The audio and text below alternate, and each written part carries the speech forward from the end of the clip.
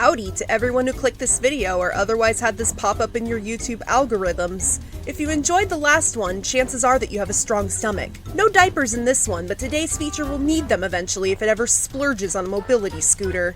Because this one was also recommended by a mod, today's densely caloric bovine wonder is none other than the infamous and frivolous FoodieBeauty.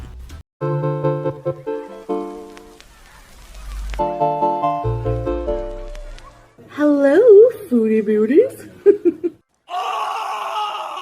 Hey guys, so I decided to turn on comments because I'm an attention whore, but please don't be a butt munch. Thank you! Hello, it's me. I'm about to do a mukbang in a cheap front lace wig. Hi guys! Hi! Welcome back to another video! Oh my god. I swear that slipped out. I'm so sorry. I have a wedge. People fart on the internet for money, so...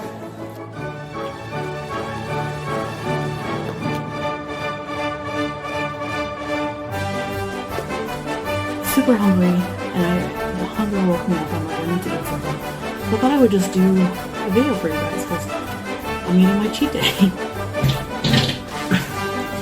But the receipt got stuck in my butt.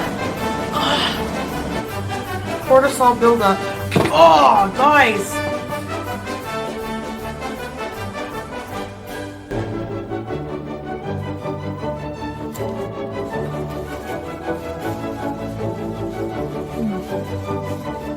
No, I'm not going through a midlife crisis. Come back in 5 years.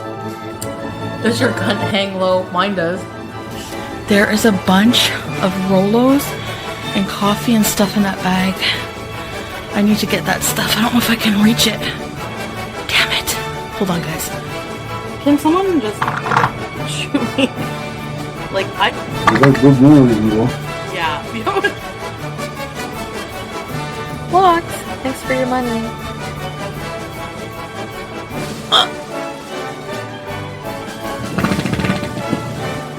Sorry about that. I get shit for editing out burps and farts. I hope you guys know that, eh? So I'm keeping them in because, anyway.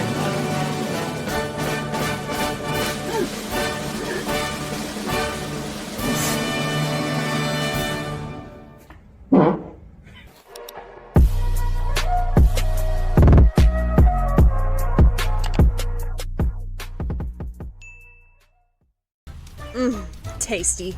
It gets much classier than this, I promise. But before we get there, allow me to ask you this, dear viewers. What would you do for a Klondike bar? Keep this question in mind because I kept it in mind during the whole process of making this video. Why, you ask? You'll find out soon enough, as every turn in her twisted story thus far has been a left. And by that I mean she's circling the drain. And by that, I mean she goes through actual cycles that are well documented by baffled internet denizens. Her Kiwifarms thread spans well over 9,000 pages for a good reason. Well, actually several. Somehow, her weighing about as much as a male black bear is the least of her issues. As a matter of fact, it's not even in the top 10 list of things wrong with her as an individual. And FoodieBeauty only has herself to blame for all this negative attention surrounding her. Surprise, surprise.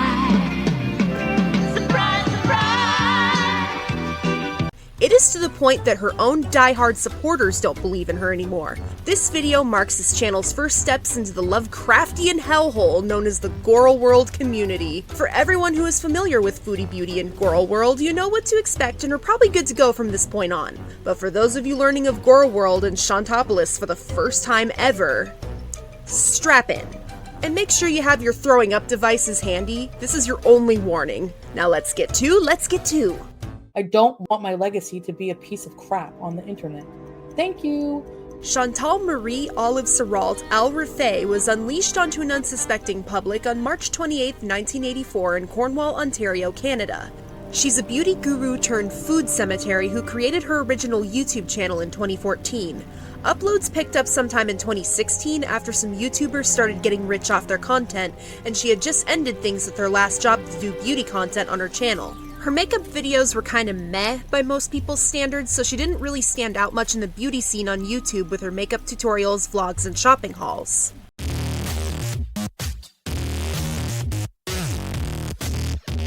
Hey guys, me here with another video. Today's makeup look is going to be a gold-based makeup look that I call my Gold Digger makeup look. Also, I already have on my concealer, foundation, powder, and highlighter, probably in that order. And also because I have pale skin, I find that pale skin with yellowy undertones like golds have the risk of making you look more washed out. So what I've done is I've taken this big brush and my bronzer and I bronzed Can we just take a minute and appreciate this beautiful highlight? It is just gorge. Chantal suddenly exploded in popularity in 2017 after she uploaded her first mukbang video. Hey guys, sorry, I'm just like having a really bad time right now. I'm hangry, like I have not eaten a single thing in forever, and I'm really hangry. So today I have a mukbang for you. So get your food, get your drinks, and join me on this first official mukbang for my channel. So I have some zucchini sticks, kind of soggy, but whatever, and sour cream.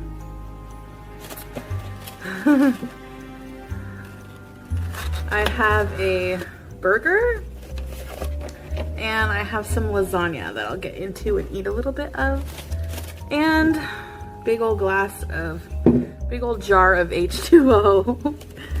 So let me just fix that. I need like a better setup, but that will come. That will come.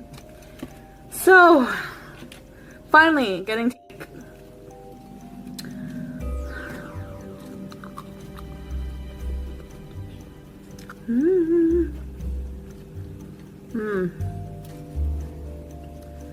and my eyeliner's everywhere, but whatever.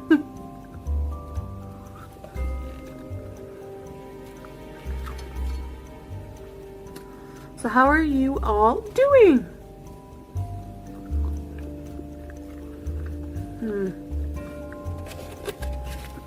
I love zucchini.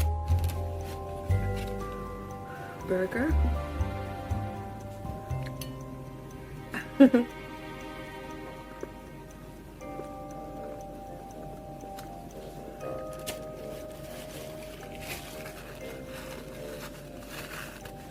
I have napkins now.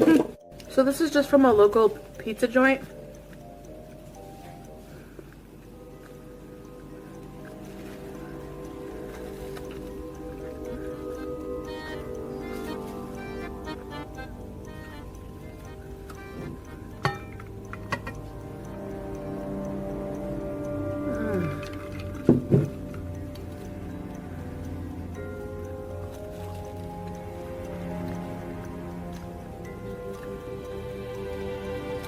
You guys are eating, let me know what you're eating.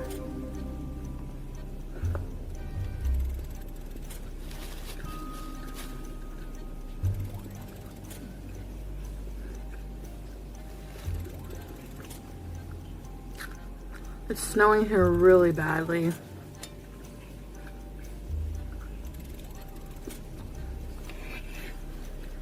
I always feel bad like making the delivery guy come here when it's really bad weather.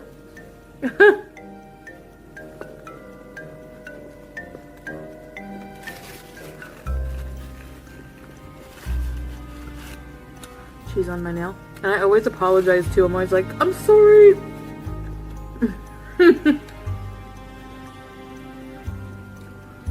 I give a good tip.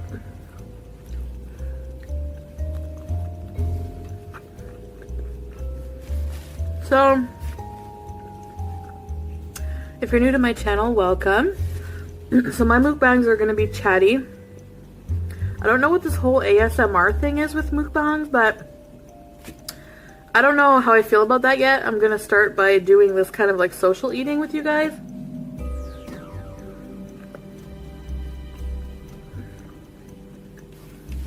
I'm not opposed to doing ASMR.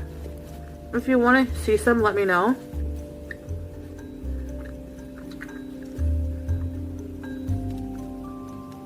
But you have to request it, because if nobody wants to see it, I'm not going to do it, right?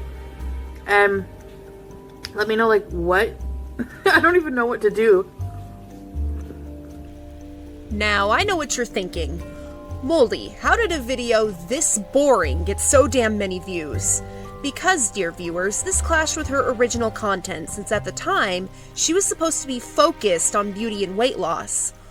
Hey guys, hope you're doing well.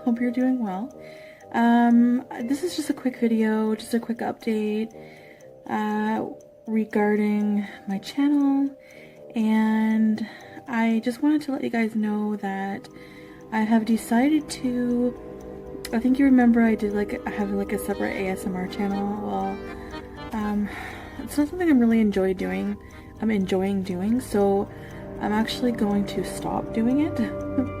And I'm actually going to use that second account to create a second channel that will involve, you know how like Eat with Chunky, she has her Eat with Chunky channel, which is her mukbang channel, and then she has a separate channel, Chunky but Funky or something like that, which is her everything else channel, like vlogs, whatever else, style, makeup. Well, I want to do that too, so I'm gonna do a separate channel for my weight loss journey where I will talk about everything about that, and then I will have makeup tutorials, you know, fashion, plus size fashion, things like that, and vlogs. So I just think it's better to separate the two.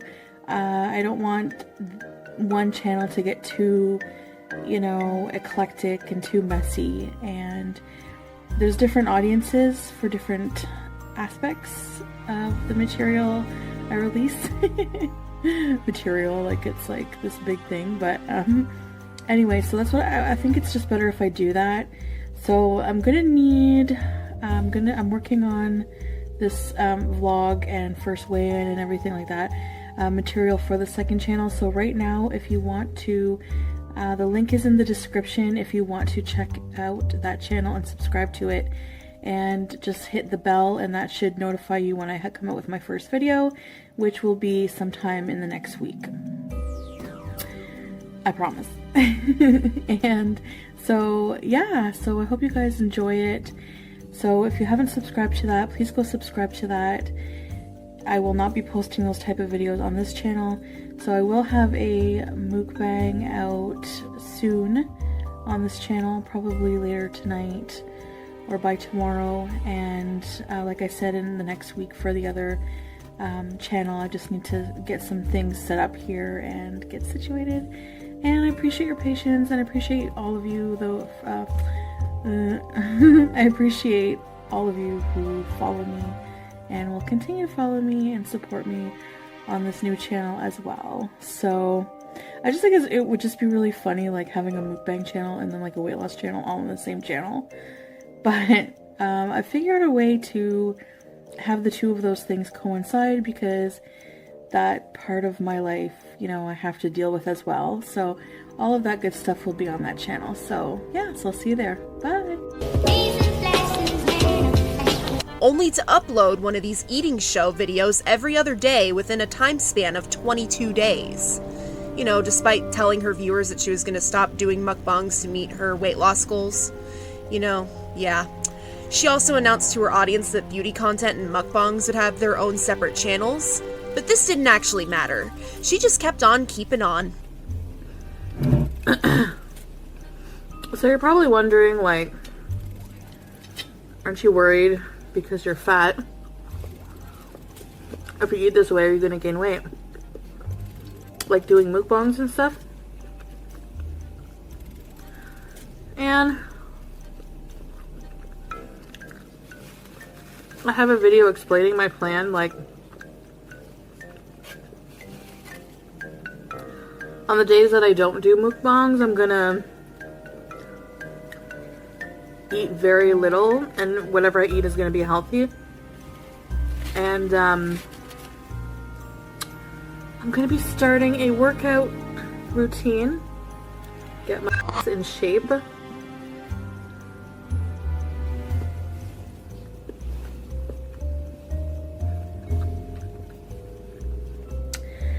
Are you still on your weight loss journey? Oh boy. When I started my channel, I created a small following of people who watched me for weight loss. And then I just one day started pigging out on camera, and it's like a complete turnaround. But okay. I don't know how to answer that. Like I said, I'm in between right now, so I'm technically not really on like a weight loss journey. I'm figuring things out, so bear with me because my mukbangs are coming to an end. I'm really sorry. I'm not going to be mukbanging the way I do because I'm going for the weight loss surgery, right? So I have to prepare for that, and I have to come up with a plan, and that's all that's coming. That's coming for sure. So, diving into mukbang content after announcing diet plans so soon? Yeah, not a good look for a weight loss channel.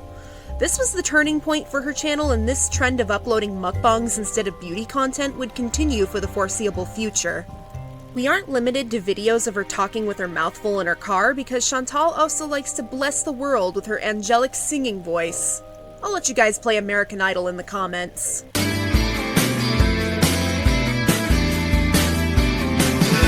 Whenever I'm alone with you, you make me feel like I am home again. Whenever I'm alone with you, you make me feel like I am whole again.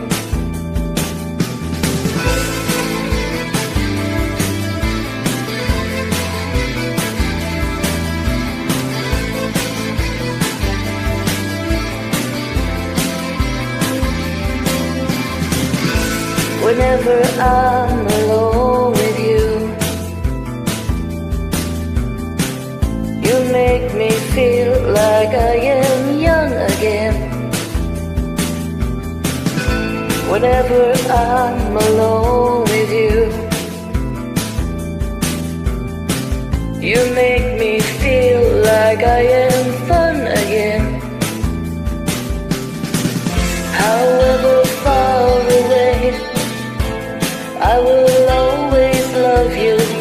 However long I stay, I will always love you. Whatever words I say, I will always love you. I will always love you.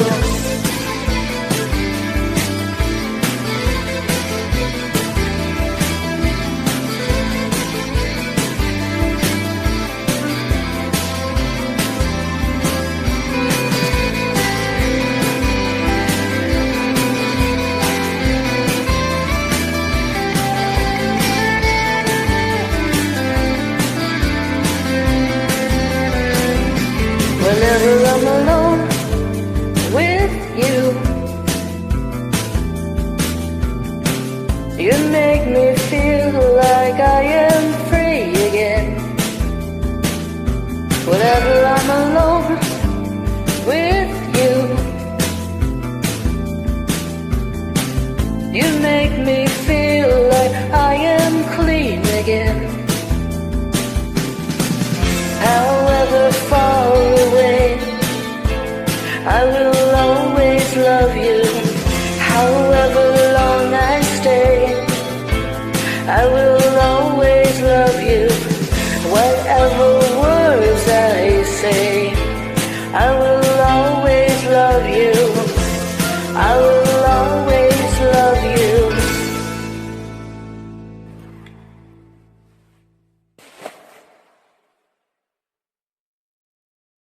For anyone who has no idea what a mukbang is, it is supposed to be an audio-visual broadcast where the host eats various quantities of food on camera.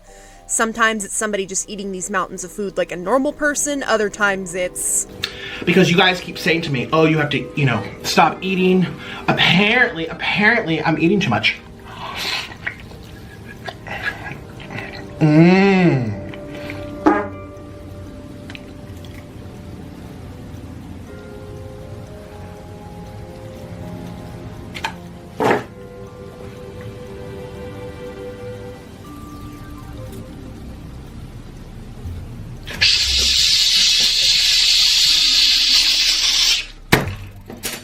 It's Charlie's fault. Also commonly known as an eating show, sometimes it's a video, other times it's a whole live stream event. According to Wikipedia, the genre originated in South Korea in the early 2010s to combat loneliness at mealtimes. The person on camera eating the food is supposed to engage with people in chat or talk about something interesting. As you can see, if the person themselves isn't entertaining or interesting, it gets boring pretty quick. And then, after train wreck influencers in the West with large followings hopped on this trend. Now, I know it doesn't look like that much, but this is actually 8 packs. Yeah, why doesn't it look like that much? There should be a lot of food. Is this enough food? Cheapers creepers, this better be enough food. So these have also been oiled so they don't get stuck together. Ooh, I'm so excited. I am so excited. And now, the best part. I have some Takis over here. I got a fresh bag. What I'm going to do is take, oh, ouch, it's hot. Ooh, we are going to take, you guys, my special sauce is very, very special. This sauce is incredible. So sing with me, please. We love cheese, da-dun. We love cheese, da-dun. We love cheese, da-dun. Yes, we do. Sing with me. We love cheese. Da-dum. We love cheese. Oh no! There goes my cheese. Da-dum. I love cheese. I love cheese. Dun-dun. I love cheese. Dun-dun. This is one of those oddly satisfying videos. We love cheese. Dun-dun. Yes, we do. Yay! It's like, oh my god, that chicken's good. I'm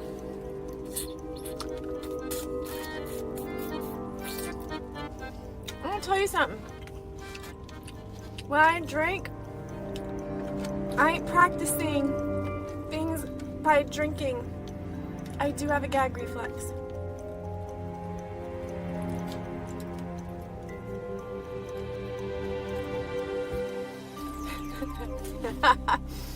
My guy next to me just waved at me. I shouldn't give him eye contact second on a chicken wing. Life is short.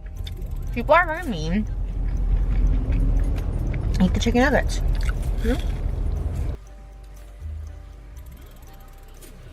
Chubby bunny. Oh, Boogaloo.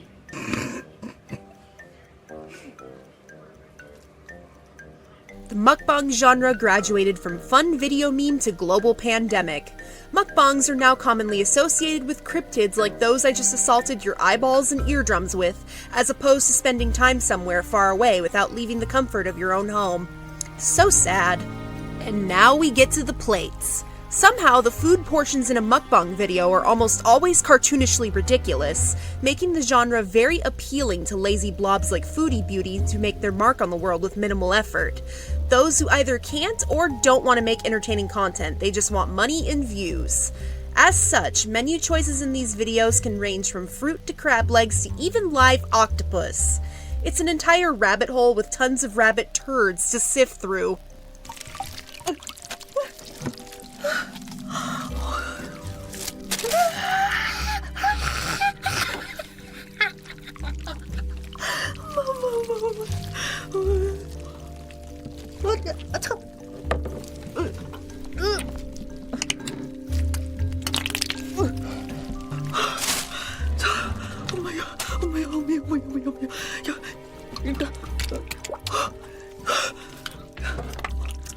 여러분, 문어입니다. 엄청 너무 무서워. 일단 문어.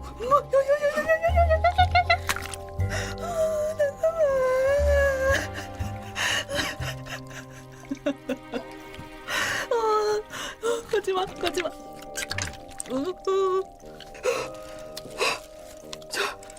머리도 너무 커요.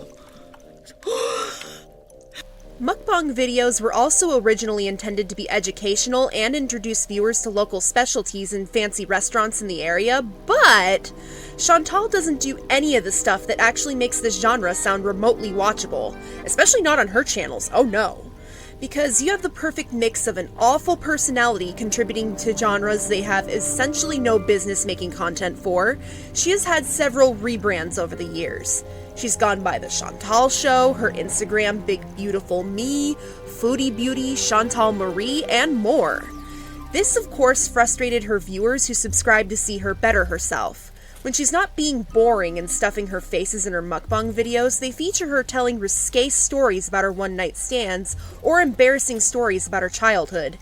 If you pay attention, you might get a glimpse of whatever crap she's feeding on at the moment. Spoiler alert, usually it's trash tier fast food, but also sometimes it's whatever horrors she whipped up in her kitchen on the rare occasion she does cook. Hello! Hi guys, welcome back to another video. Today for dinner, I made chicken parmesan, but I made it the lazy way. Oh, it's hot fresh out of the oven. I have some American garden pickles that I look at with love. We have some parm cheese.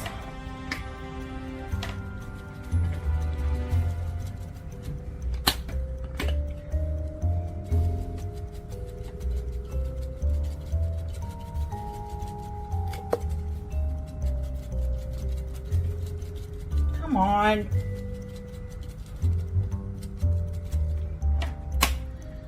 And I have water, so nothing exciting, but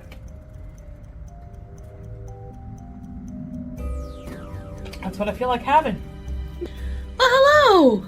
Assalamu alaikum. Hello, guys. Hello. All right. I have... This is not delivery, and it's not Delisio either.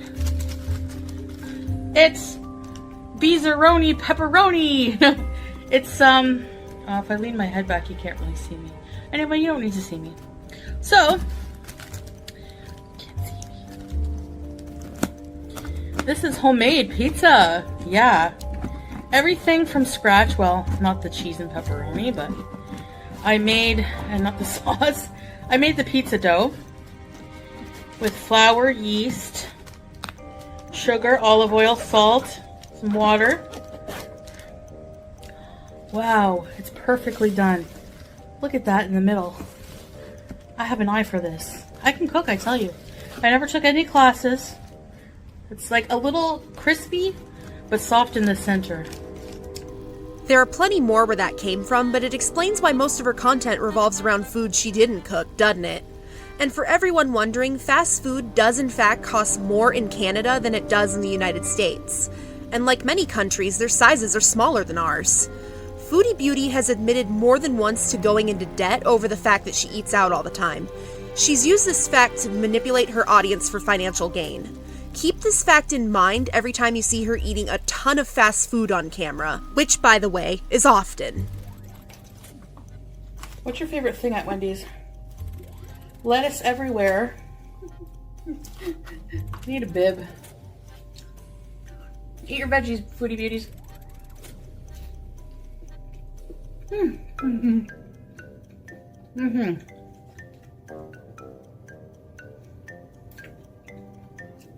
That's really good. To understand the present, one must only look at the past. Chantal has a long track record of being an issue. A track record that seems to predate her time on YouTube. Here's what I could gather in my self-inflicted game of catch-up. I'm so hungry. A person as notoriously awful as Chantal makes one wonder how they ended up the way that they did. For anyone curious about Chantal's upbringing, here you go, but be warned that it's f***ed up and involves gross people. The kind I talked about last episode, but not like that. Just watch. I also want to preface this part of the video by saying that Chantal herself is the source of most of this info regarding her childhood. This is often what Chantal shared with her audience in those mukbang videos, among other things. She has uploaded this crap to her socials regardless for everyone to see. It is abundantly clear that despite talking about her past behavior in hindsight, she still has not outgrown these tendencies and continues to lie about them to this day. The golden rule of FoodieBeauty is simply this and always in effect. Chantal lies about everything all the time. Take anything FoodieBeauty says in her videos from any arc whatsoever with an amount of salt that will cause gout symptoms. Skip ahead if you don't like dark topics, don't really care about this, or if you're just here to listen to me talk about the Crackhead Olympics. Timestamps are located down below. Because she deletes her content whenever she's in trouble with her viewers, I had to rely mostly on hearsay from outside sources who have been observing this beastie longer than I have. FoodieBeauty has been discussed on many influencer gossip sites by people who used to watch her in earnest. Reddit, Guru Gossip, and Kiwifarms being some of the more notable that still exist today. You Talk Trash was also a hotspot for people to discuss Chantal, but it's no longer active. Chantal's thread on there, but only pages 1 and 20 of it, however, were archived on the Wayback Machine before You Talk Trash deactivated. Check the description below if you want to read those. Piecing together Chantal's story is tricky for people new to Gorlworld because of all the lost content and the existence of the Golden Rule. Here's what we know for sure. Her mom Kim, who Chantal refers to as Shmee, yes viewers, as in the freaking Disney character, was in Chantal's own words a single teenage mom. Chantal's nickname growing up appears to have been Cutie. You know, just to give you guys an idea of the dynamics here. Any Gorlworld subreddit based around Chantal will tell you that Kim was present as a single mom with help from her family, but is a textbook enabler of Chantal. Occasionally Dad's family, and by that I mean his parents, would make an appearance, but Chantal had a bumpy start regardless. As for Dad himself, it appears he wasn't really in the picture here. Chantal herself described her childhood as being spoiled with snacks and food with her grandparents, usually Mom's side, particularly Graham's, who had a major depressive disorder and spent most of her time in bed babysitting often. And by babysitting, this meant plunking Chantal down in front of the TV with snacks. Today is the anniversary of, I don't know how many years though, maybe 6 years of my deceased grandmother on my dad's side. I didn't see her a lot. I only saw her when I was a kid. My mom would have her babysit me, and she was really French. All I remember is always wanting, I was a little piggy when I was a kid. What a surprise, right? I would go to her house, she would babysit me, and she yelled at me because I asked her for another pudding. I kept asking her for snacks. She got mad and she's like, "Tabernacle, you just had a snack." Hey, you know, that's why I am the way I am today.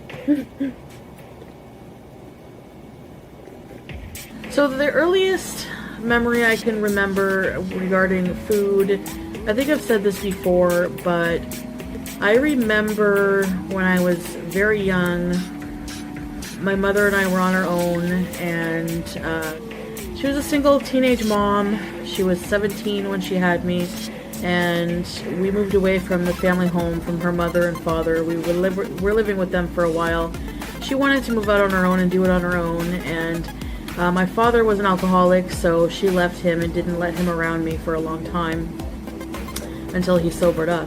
And things were really difficult. I remember we were on welfare, and but I remember we were always very close to one another. I always felt love from her, if not from anybody else in the world, from her and my grandmother, but a lot from her, and we are still very close to this day.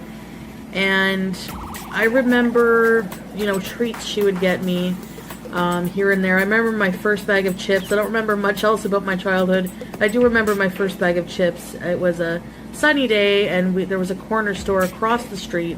There was one in the building we lived in as well, but there was one across the street. I think it was a Max Milk convenience store, and we went there together. And I remember just looking up at the sky. I had a bag of dill pickle chips, and it had one of those stick-on tattoos in it, and from then on I was just hooked on dill pickle chips. They're my favorite.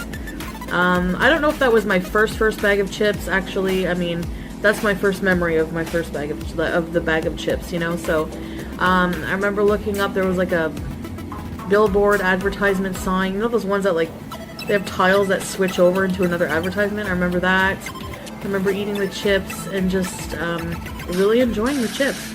And I think overall my mother did try to feed me relatively healthily. She really tried to, you know, even in school, like I said, it was very rare occasion where I would get a lunch with a lot of good snacks like fruit roll-ups, Dunkaroos, Gushers, those types of things, Lunchables. She usually just gave me like a sandwich and a fruit and a juice box or something like that. Very rarely did I get any unhealthy snacks. So I don't know where I developed this really intense love for these types of foods, but I know that whenever I, you know, I was spoiled a lot by my grandparents, and my grandmother on my dad's side would babysit me a lot. You know, my mom would be working or whatever after school when we moved back to my hometown. And I remember another memory of her just getting very cross with me and you know, being concerned enough to tell my mother about it. But when she would babysit me, you know, I just remember the food she made me. That's all that I remember, and that comforting feeling about going to her house. And she would sit at the stove smoking and making her sweet and sour meatballs. She made chicken nuggets with this like Diana sauce. I remember loving that. These Magic Moment vanilla puddings and butterscotch puddings. Oh my gosh, those were good. And she would give me some, and then I would ask for more. So she would give me more, and then I would ask for more. And I remember her at one point, I would ask for more until she yelled at me, and she would say, "C'est assez là," you know, like in French, like that's enough. You already had enough snacks. And she would tell my mother when she would pick me up, you know, she asked, I had to get a bit cross with her because she was asking for a lot of food. And that's all I would look forward to when I would go to see any of my grandparents. My grandmother, she let me just come over and just raid her cupboards. The first thing I would do is go to her cupboards, find snacks, and I think just eating snacks at her place all day long, you know, it would just be, food was just involved in my life. So basically, buy baby Chantal a Happy Meal before she takes out an entire city block. Got it. Gaining a stepfather at 5 and eventually a baby sister at 11 did little to change this. To further contextualize Chantal's upbringing, let's fast forward to the year 2018 when the golden era of FoodieBeauty was in full swing. Early April of that year is when figuratively hit the fan for FoodieBeauty when a Kiwifarms poster with the online handle of Manic started interacting with the thread created on her in 2017. Months before this particular user got involved in the mix, people in the thread already suspected something was wrong with Chantal based on a video where she eats dinner with her family at her mom's. This is the same video that told everybody that Shmee was buying into pyramid schemes and MLMs because Chantal advertised the tea her mom was selling to the audience. Hi, FoodieBeauties! Okay, so I'm doing what my Shmee is too shy to be on camera right now. So I'm going to introduce to you some of the products that her and her friends sell. They sell some gourmet teas and tea accessories. So if you're a big tea drinker, you're gonna love what I'm about to show you. I'm going to link how you can get in touch with them below in the description if you're interested in purchasing any tea or tea accessories. So yeah, so everything is organic. Okay, so most of them are caffeine free. So what are these here? These are little cute tea infusers? Yeah. So these are like animal shapes. I really want the manatee. So you would just like hook it on your cup and your tea will steep. Your loose leaf tea will steep while you're waiting, and you can stare at this cute little manatee. They have all kinds. If you check out the website, is there a website they check out with all the tea kinds and everything they want? Yeah. Okay, so I'll have all that information. Yeah, I'll have all that information in the description so you can check it out. There's an elephant, like that. This one here. There's all kinds, right? There's a squirrel. Kids would love this too, and it's great stocking stuffers. Great stocking stuffers. Christmas right around the corner. You guys have teapots? Yeah, we sell teapots. We have different varieties of teas. Let's see some of those kinds of teas here. Oh yeah, I mentioned them there. So we have ice cream floats, organic black tea, vanilla bean, natural flavoring. That sounds really good. Caramel shortbread. Organic puhera. What the hell? Pew. Butterscotch pieces, almond. Oh my gosh. It smells good. Masala chai. Organic black tea, ginger, cinnamon, green cardamom. So they have tons and tons of flavors. And all these are organic teas. If you Road go to trip, the organic morning leaf, website. coconut, basil, mango, yum, lemon balm, natural flavor, road trip, okay. This was one of the best sellers this summer. Spa day, one of the best sellers, green tea, cucumber slices, natural flavor. Okay, that would be like good if you're doing like a detox, you know, cucumber and green tea. Yeah, it was very sort of fruity flavors. We have all different kinds. And has the instructions. Yeah. And so they go to, here it is, tealife.ca, is that the one? That's right, tealife.ca. That's okay. To look at the products. You look at the products there and then you contact my mom and I'll leave her information in the description below. Yeah. We also have, if you don't want to purchase the infusers, which most people do because they're so cute, we have the make your own tea bags. They come with 100 filters and you can fill up the loose tea in the tea bag, fold it down and just plop it in and it's one-time use. Oh, cool. So you get 100, I think, for, I think it's maybe $8 or so, but everything's listed online.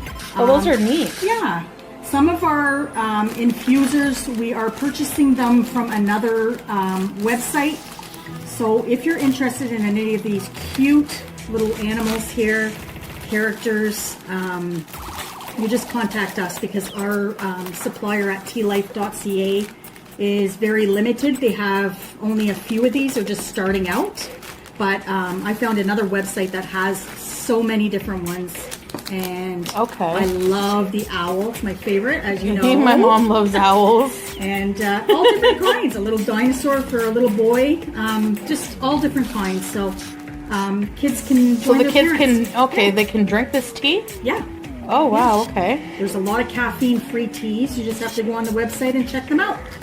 Nice, nice. You know, because like kids like having tea parties, right? I mean, when I was a kid, I loved having tea parties and things. So awesome, Even guys. little boys, there's all kinds of stuff for little boys. It's not just a girl thing.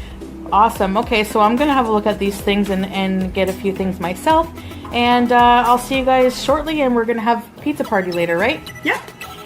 See you guys soon. Bye.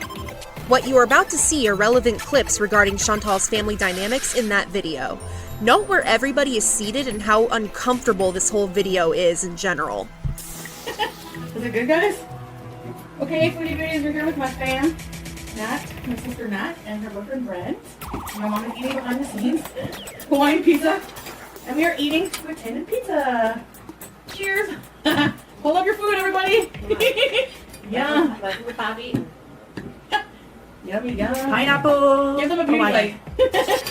I'm far away from you guys, sorry. This is like the best routine. Beauty bite. Is it you, your chocolate, Bibi? My chocolate. I'm gonna eat those after the wine. Oh my god. That mine puts more in here, it's like louder. It's loud. Yep. Sound the bone Every popping. time I eat. You hear that? Thanks, Mom. Is it good? Delicious. Pepperoni and bacon. Try it. Delicious, but not delicious. Delicious. Oh, it's not bad for a frozen pizza.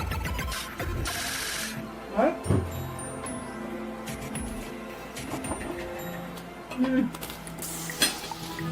We're really hungry, so we're not talking much. Rated #1 in Ontario. Riverside Pizza from Cornhole, Ontario. We already said that. I'm kidding. Cornhole, Ontario. Come visit us.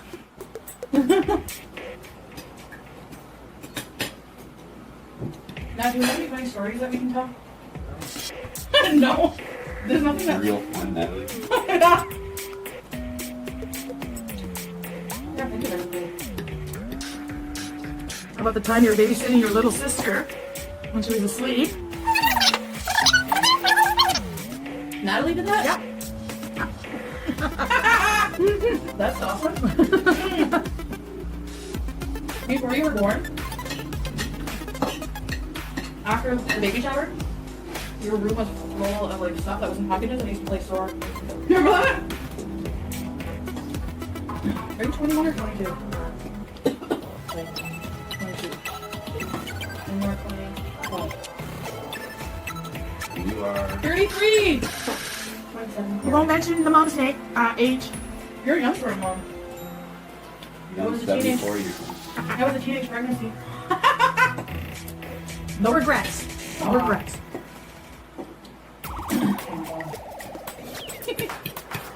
It's so good.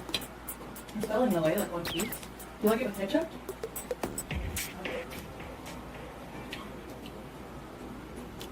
Chocolate here. You were right. Deli ham. My mom got Hawaiian. I think deli. Okay. Is that good? Yeah, a little better than deli. It's straight up a lunchable pack. I used to like Lunchables. The bologna ones.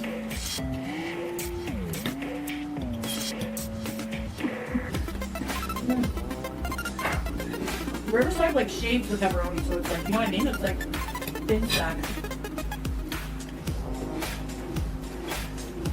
I can't taste any bacon, you? Yeah. Really? They just do half and half. No, because But it's so good. we have ketchup on it. And Buster's gonna be the table bacon from scratch.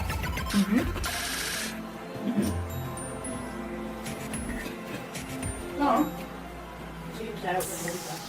Oh yeah, shout out to Talitha. She knows what we're talking about. Oh my god, you're so cute. The video might be on a slant a little bit, but oh well. The camera's slanted. Yeah, Talitha's But fix it? can you like adjust it a little bit? Okay. Slanted A Now little bit. down these heads out. I can still see that. Move it to the camera this way. Yeah, okay, good. Talitha's my sister's childhood friend. I remember you brought when you were younger. No, I'm kidding. They did all your stuff. No. That wasn't actually bratty. I used to babysit her, hungover. My eyes open like this, and she'd be watching Boogaloo. That's why. Just tell a story about you go down in the basement and the Barbie doll would go off. Super duper. No, I didn't. So, when my sister was young, she had this toy. It was like a Barney, like the purple dinosaur guy. I love you. Anyway, they used to say things like, "You're super duper," and it was like possessed because I'd be in the basement with my friends or alone, and all of a sudden it would just go off and it wouldn't stop. I was really creepy. I don't know what else they used to say other than that. What they used to say? Super duper. And what else? I don't know. Do I hear it? And she had this Barbie cash register. Remember? 5 cents. Or you would hit a button and Snacks. snacks. Oh my god. Milk.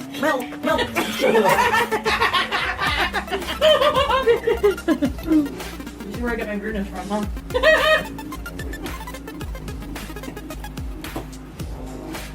Yum. That's gonna pack on the pounds, but we don't care for tonight. Night.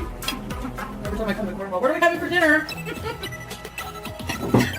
Next time we'll make broccoli stir fry. Yeah, chicken. Chicken or shrimp.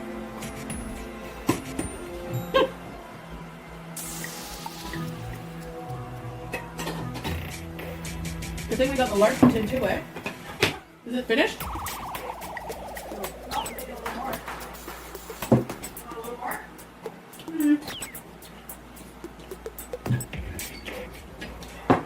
Maybe a little.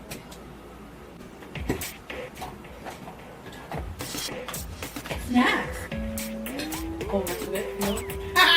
There's still a little one, a small one left. Oh. We're all gonna go for a 5K run after. Where? I don't think so. Behind the house. 5K run. So I supposed to do that tomorrow. Honest? Yeah, right. Are you guys starting a gym YouTube channel? I want to record my workout. Every time I have fun, I want to play. Yeah. You can go on Amazon, there's skateboards. That's what I got mine.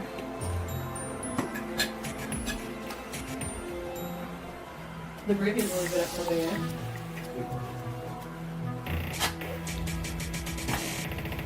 Missed!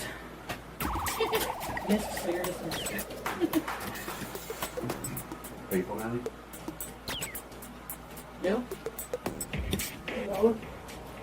Yeah, it's about 3 vacation shakes a day.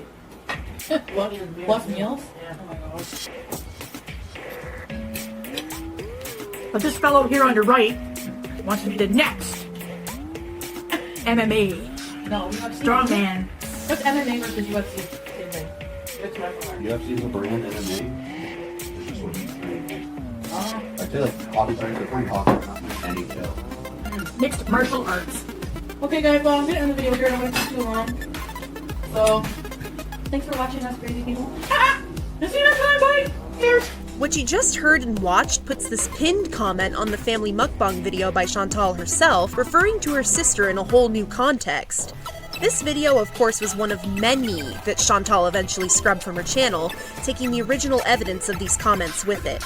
Despite the video's deletion, the original upload itself was archived on the FoodieBeauty archive, which contains many of her old videos she tried to get rid of. Screenshots of the comments section of videos she would go on to heavily censor, disable, or take down altogether were archived by users of sites like Guru Gossip, Pretty Ugly Little Liars, You Talk Trash, and Kiwifarms, which is why we even have proof of these events even happening in the first place. And the reason she was deleting these in mass quantities?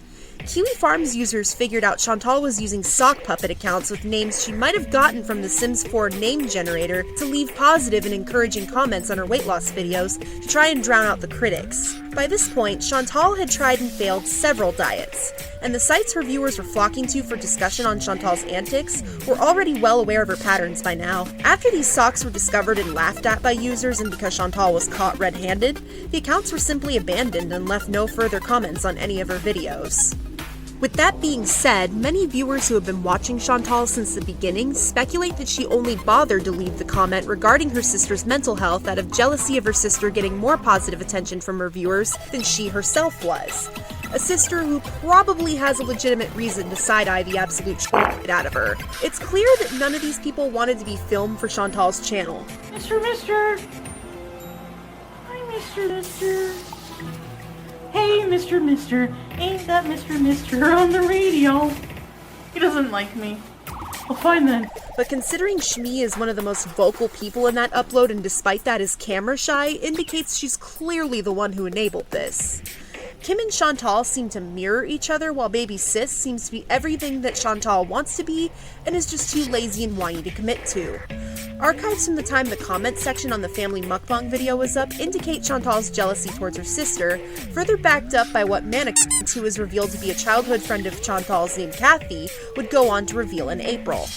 Exactly what went wrong between Kathy and Chantal to cause this incident in the first place is unclear for those learning about Chantopolis lore for the first time. According to a creator going by Septa7, Chantal had tried going vegan and failed miserably.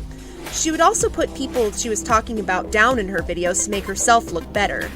Many viewers who took to forum sites to discuss FoodieBeauty would also claim many of the tales of debauchery Chantal was spinning for her audience were made up and were done for attention. So I was going to tell you guys about the time I was a stalker.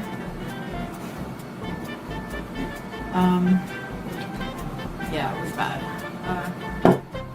So when I was younger, when I would crush on a guy, I would crush hard, like I would psycho. Like Fatal Attraction. So, two of my victims, I think I was about 14, was living at home, and up the street I had one of my best friends. We hung out at her house a lot. I really liked hanging out at her house because she lived across the street from these two brothers. They were twins, and I had the biggest hots for them. Like, back then I was really big into hair metal, and these two guys were gorgeous. They looked like they were right out of the Cinderella band, you know? Long hair, a bit teased, denim galore. And they must have had, like, their basement area was like their party, jamming session area. In their basement window, we could see it, like, into it kind of from her front porch. So I'd be sitting on her front porch, like, all day long. Just keeping tabs on what they were doing, trying to see, like, listening to their jamming sessions. They were in a local band. And it was a pretty good band, you know? Like alternative rock or whatever.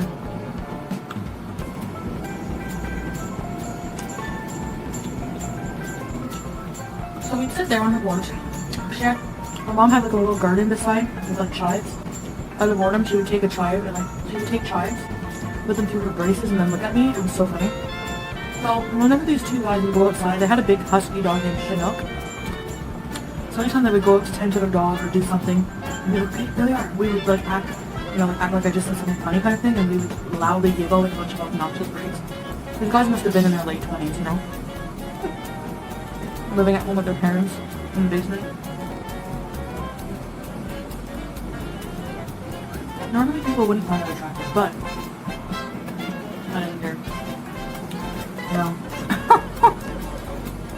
One day a light bulb went on and I thought, how can I get closer to them and, you know, let them know I exist? In my delusional head back then, I was like, they could just notice me, they would fall for me. I have cherry lip gloss. I have cherry lip smacker lip gloss on. Oh. So one day I was walking by to go home from the store, the mall up the street, and they were outside because I had to pass their house to get to mine. So they were outside, like, petting the dog or whatever. I was like, oh my god, hi. I was like, your dog is so cute. And they're like, oh, you want to pet her? You know, she's friendly. So they let me pet the dog. And after that, they're like, pet her as long as you want. We're going to go inside. And when I said inside, I was like, I used to daydream about what that basement would be like. I would have given anything, to get to hang out in that basement, you know? Even if it smelled like bachelors, I don't care. I would have given anything. But no. I went outside with the dog. And so I used Chinook, you know, to get to them. I think even the dog was getting sick of seeing me. Tried to bite me one day. You know? So I was like, okay. I need to be a bit more bold. So I started writing love letters. The first few times I forced my friend with the chives to go leave the note like inside the screen door of their house. That was the same friend I forced to put all the cheeseburgers on her tray. Well,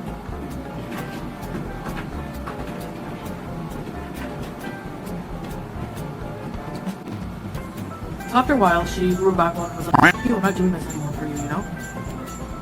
So, get off me.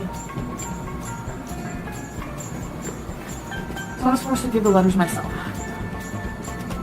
So one day, I keep putting her down because she's gonna knock over my drink. Sometimes I keep the cups because they're big, just to use. This is just water. Stay over there. So anyway, as I'm going over with the note,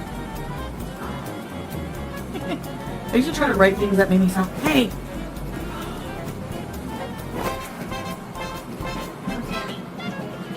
I used to try to write things that would make me sound like smart or something, you know, older than I was.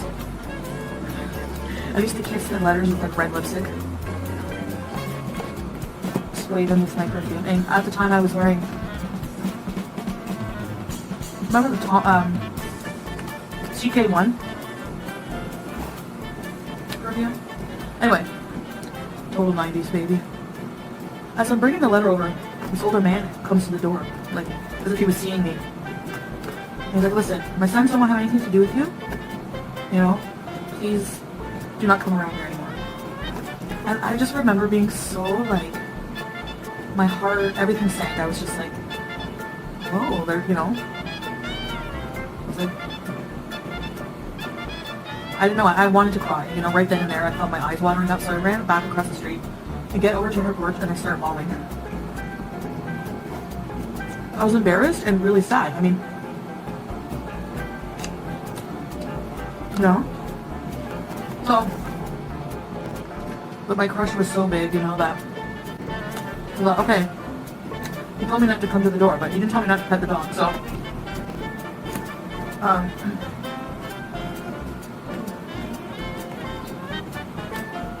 one day, at this point my friend's just fed up with me. She's like, you know, you're crazy, what are you doing? I decided to try and pet the dog again. The dog doesn't even like me anymore at this point. So it starts growling when I get closer and barking.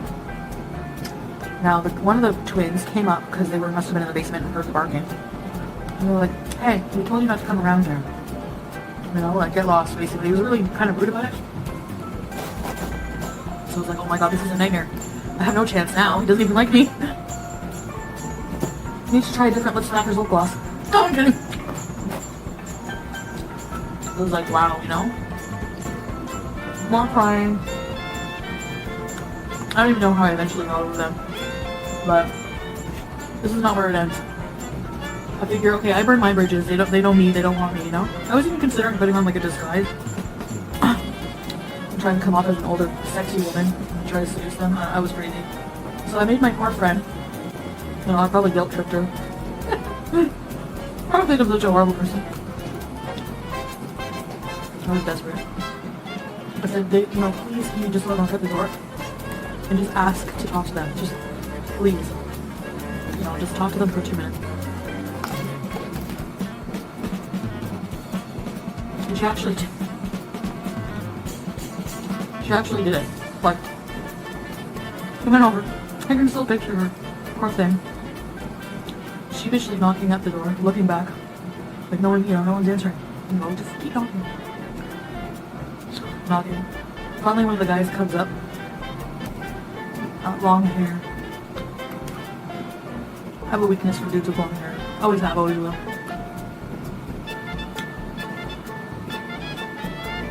I could see them talking. He looked like, you know, kind of annoyed. Like, what are these kids bugging me for? Like, this, just let me be your groupie.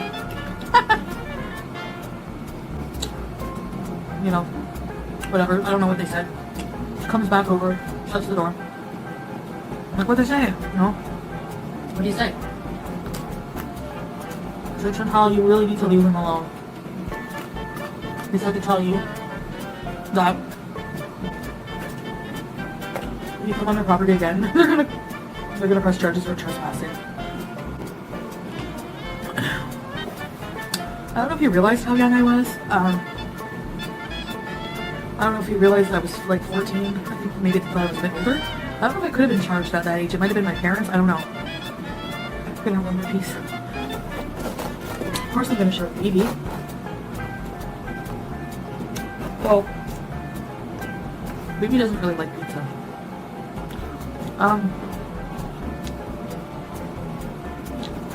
Yeah. I was nuts. I just get these insane, stupid crushes. Like, I just have a huge crush, like, obsessive crush on Jonathan Taylor Thomas. Remember him?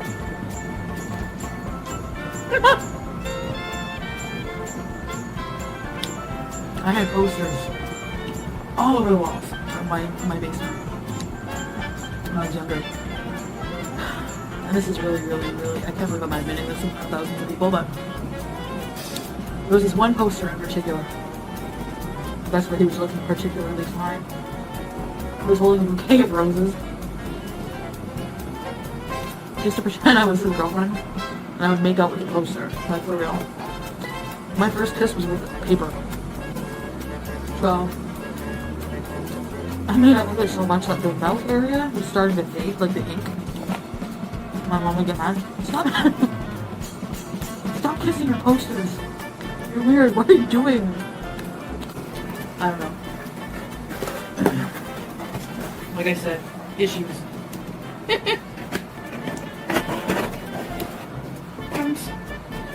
But yeah, what was my stalker? Did I stalk anybody else? Because I know I had some insane crushes. Like, the hours we used to spend just sitting on her porch, trying to figure out the life that's going on in the basement, the life we wish we had. The life that we wish we were part of, you know, just wishing we were a bit older. And now, wishing to be young again. Never happy.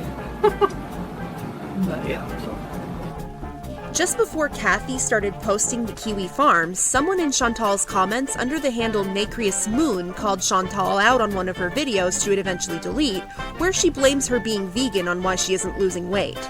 And when Chantal saw the comment telling her the only time she actually lost weight her entire life was at Kiwifarms, a place where she had to eat a strict vegan diet and exercise daily, she in true angry narcissist fashion went ballistic on this person, calling them a psycho and telling them to take care of their kids, indicating that she knows this person in real life. Many speculate Kathy and Nacreous Moon are one and the same. The only time you lost weight was Kiwifarms or whatever, and that was only through strict vegan diet and exercise and being away from your enablers, aka family. You had a waist back then, but then you decided you didn't want to work for it anymore. I starved myself to avoid looking like you and Steph. 20 years later, and thank goodness I still have my body. It's hard work, but whatever. According to you, I'm just a dumbass who asked to get by dressing in skirts in high school, remember? So enjoy your karma, Chantal Sorol. You've earned it fair and square. You may think you're smart, but the rest of us see you a fool who's never gonna grasp common sense. Well, you have always been a psycho. I don't think you want to go there with exposing because your past is not so clean, my friend. Get offline and take care of your kids. You had no reason to flip out on me, but you always do that. And that's why you have no one in your life, not even your family. Don't take your psychotic issues out on me. You need a hobby or something. When did I ever say you deserve to get You are f***ing crazy, lol. Wow. Worry about your issues and like I said, stop starting drama and take care of your kids. She's such a lunatic. I bet Chantal is such a passive-aggressive, moody turd IRL. Then there is the comment by RogerMan81 that includes screenshots of comments they received from someone using the name HaloCat. This post indicates that Kathy might have been trying to get people's attention regarding Chantal even before the Nacreous Moon comment, if it wasn't a troll of Chantal's already doing it. They shared much of the same info regarding Chantal that Kathy did later, so it easily could have been her. At this point in the story, You Talk Trash and Guru Gossip were also discussing Chantal and were a lot less regulated. These loosey-goosey forum sites are where most of Chantal's trolls likely originate. Damn, I wish I saw the video. I didn't archive it. Someone under the name HaloCat commented on my video. The first comment she deleted but was sent to my email. The second comment she left up. I did not see the sushi video. Do these comments ring a bell? Chantal is a friend of mine of 20 years. She's not as sweet as you think, and she knows better than to be using the ableist slurs I've seen screenshotted here. She is depressed, and food has been an issue since I met her in 1996. She lost weight once, and only once in her life when she actually dieted and exercised, but Chantal is lazy, and she knows it. She doesn't care. Hell, she only ever came to my house if there was food. Only ever and if. It's obvious you fans don't care. She's eating herself to death. It's sad and it's disgusting. She's so intelligent she knows better than to use ableist slurs when her bestie of 20 years has autistic kids. Anyway, enjoy being a college dropout who has yet to put her elite genius to good work, Chantal. I can't believe I used to look up to you. Bon appetit. After Nacreous Moon made their comment on YouTube, Kathy would go on to make her account on Kiwifarms days later and start spilling her tea on Chantal for users in her thread. Further allegations from Kathy also include anecdotes of Chantal's behavior from the point of view of a close friend. Have a listen to the first post she would make on the site. She can't blackmail me, but she can get her channel shut down for slander if she brings up my kids again, I think. I don't know, but yes, I've known this girl 20 years, and no, she has never taken her health seriously. Don't assume she struggled because she's overweight. Chantal was part of the mean girl clique in high school. She was never bullied, but did sleep with almost every boyfriend her friends had. Her mother, Kim, worked for Red Cross at the disabled, and Chantal would mock and make fun of them. She calls other big girls fat and obese when upset. She put her mother through hell. The woman worked full-time raising a spoiled overeater and a disabled young girl who never even had the last piece of any dessert, I ate over there a lot, because Chantal had to have it or she would tantrum. Oh, and the way Chantal picked on her sister. Always told her she was ugly and stupid. I always felt it was because her sister's dad married Kim while Chantal's dad ran when she was 2. She had a thing for hanging out with the elderly or disabled. There was a home right next door to our friends, and she would flirt, expose herself, and use them for money and drugs. And that's the very tip of the iceberg. You don't want to know about her obsession with 9/11 victims falling to their deaths. Then there was this comment regarding the family mukbang video specifically, which further explained the hostage situation vibes, confirming what viewers already thought. Okay, Chantal is no angel, but honestly, her sister has a constant resting face throughout this whole video and a really chitty attitude. It was weird how she didn't know their ages, though. Her sister is a sweet girl, wouldn't hurt a fly. She grew up with Chantal telling her she was ugly and dumb. We would be eating and watching movies and this poor kid would sit at a chair by the doorway where she couldn't even see the screen because Chantal wouldn't let her sit beside us on the couch. On April Fool's Day of 2018, another user under the online handle Kiwifarms would make an account and similarly call Kathy out for the same thing Chantal called her out for on YouTube. Almost verbatim. This fruit enthusiast would go on to crash out against other users on the site in hilarious fashion, causing the mods to ban them from the thread. Chantal went on Kiwifarms and got banned from her own thread, during a time where she was pretending in her videos to not know what the hell Kiwifarms even was. And then I found out, going through the comments, there's this, what the hell is Kiwifarms? Is that like a forum or a website where people go and like discuss other people?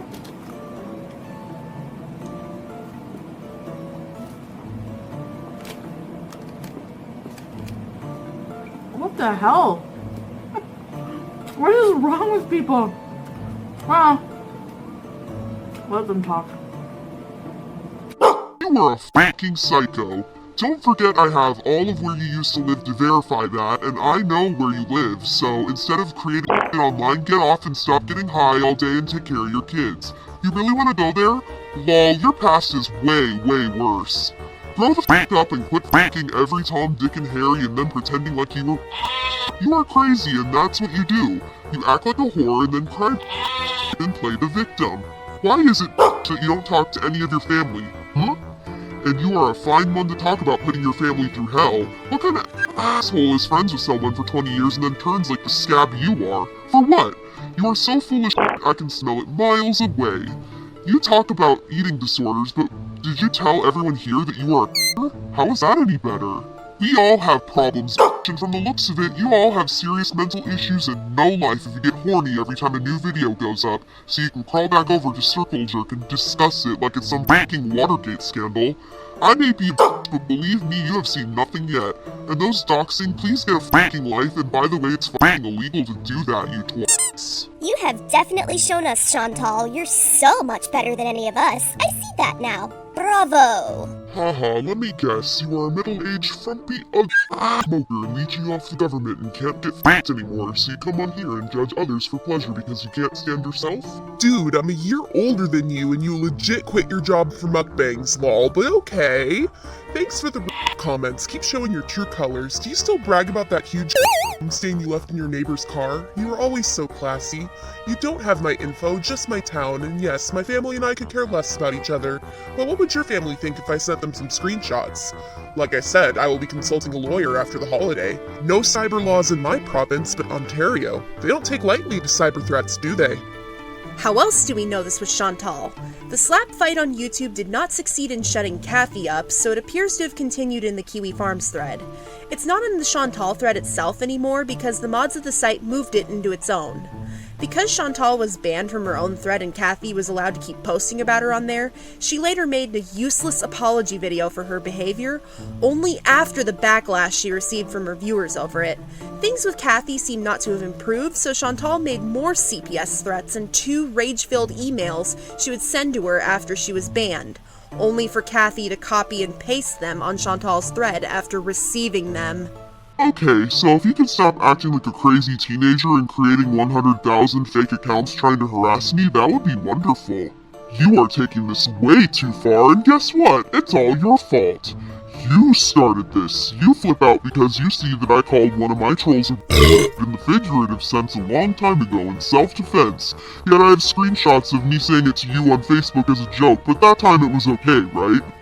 All excuses for you to be pissed for no reason because you have self-hatred issues, which is why you used to yourself and threaten and now you are taking it out on me. You sit there and talk about my eating disorder with my trolls, but what about the self-harm you used to do? Again, don't come for me unless your closet is clean, which it is not. I never mentioned anything about etc. You are making up now. You are in the wrong here. As a friend, if you are offended by something I said a year ago online, for f***'s sake, all you had to do was message me on Instagram, but instead, like a coward, you block me and become my biggest troll. How would you feel if it was your kids who were being trolled online? Our friendship is over if we ever had one, which is apparent to me we never did, but it is so low of you to bring up 20 years of information, mostly lies and exaggerations, stuff that we talked about in confidence as friends, but you have no boundaries, and you have no morals, and you have no soul. You are in a very dark place, and I would get help for that if I were you. Tell me, how as a parent do you have time to sign up to forums with edgy names like Manic when you are a single mother of 2? What kind of example are you setting for them? I know you are in redacted. And I have all the screenshots of the harassment you have been putting me through. For what? A lousy comment I made? Go cry in a corner, for f***'s sake, and grow up. You have always been a whack job and all of Cornwall knows that.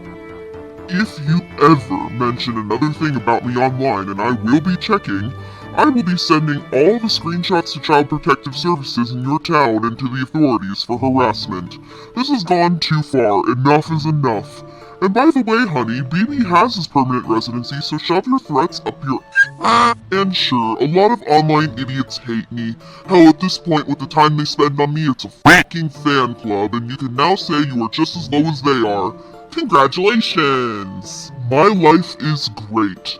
I don't need to spend all day harassing others. Good luck with that, lol.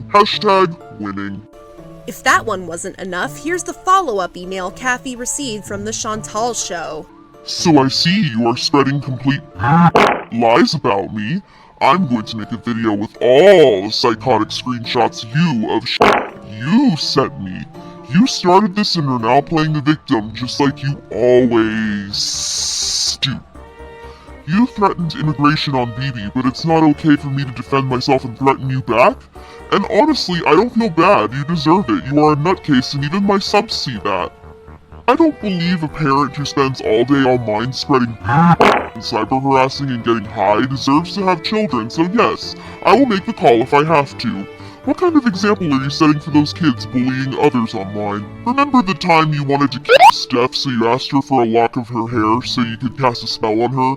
Well, you are one wacko, and it's too bad the Kiwifarms don't see that. What about the time you did witchcraft and wanted to kill Steph asking for a lock of her hair? Or all the men you had over one after the other? What kind of influence is that?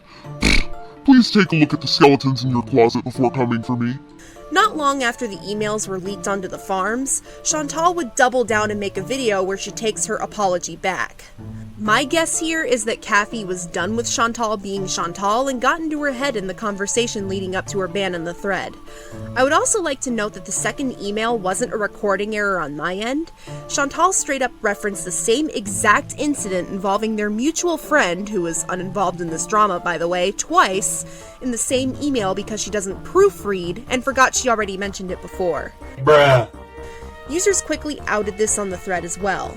The username of the Kiwifarms account is also Kiwifuckers, which coincidentally is the insult Chantal uses to refer to users of the forum in her emails to Kathy. The lame insults this person used in their comments on the thread before the ban resemble comments Chantal has made to her audience before. All signs are pointing to Chantal. However, the mods of Kiwifarms would go on to claim this likely wasn't her, based on the IP address not matching Chantal's country of residence, but Kathy points out in the thread that Chantal could have probably put a viewer up to this, which seems likely. So does that mean that someone made an account pretending to be her? I assume when someone shows up claiming to be a cow, there's a process that staff goes through to determine if it's true, so they probably have evidence that suggests she isn't, like an IP address that's not from Canada, etc. Until you consider the trouble one would have to go through to even get someone to agree to do something like this for them in the first place. Especially someone as unlikable as Chantal. In fact, to my knowledge, no one has ever come forward to say they did this for her, even after all the drama she's helped create up to the point of this upload. So, unlikely, but definitely not impossible. She could have also been using a VPN to hide her IP address from mods, which I think is the simplest explanation here. Everybody's seen the ads for them on YouTube, and I wouldn't put it past Chantal to use one if she's no stranger to using fake accounts to defend herself online. I've had to source many videos of her saying or doing things from this platform and others, as some of her more damning uploads didn't make it onto the archive. If you want to see Chantal's deleted videos and streams, other creators on YouTube have re-uploaded her content with their silly edits. Documentaries on Chantal I found helpful here were Toad McKinley's Canadian Horror Story, along with Septa7's parts 1 and 2 on how Chantal built her angry community, and those will also be linked down below with all the other sources I used for this video. These documentaries were essential for me as someone catching up on lore. My sagely advice to everybody new to Chantal: watch Toad's video first, since it was uploaded in 2019 during the golden era, and it pretty much covers everything you need to know about Chantal clear up until just before she and her boyfriend of that arc broke up.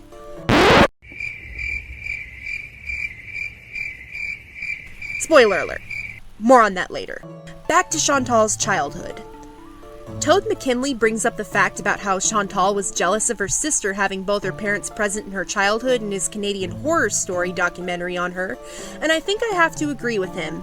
In fact, Chantal has revealed to us her bio dad has a whole other family now, complete with 2 siblings whom she has never met.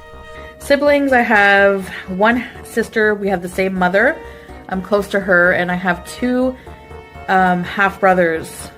We have the same dad, and since I don't really see my dad a lot, I've actually never met these boys, which is kind of sad. Some story for another time, but yeah. Do you have any siblings? And if so, how many? Yes, I have siblings, but we have different. My sister, who is 21, we have different fathers. Same mother, I'm close to her. She was in one of my videos. I have 2 brothers my dad has with another woman, and I've never met them.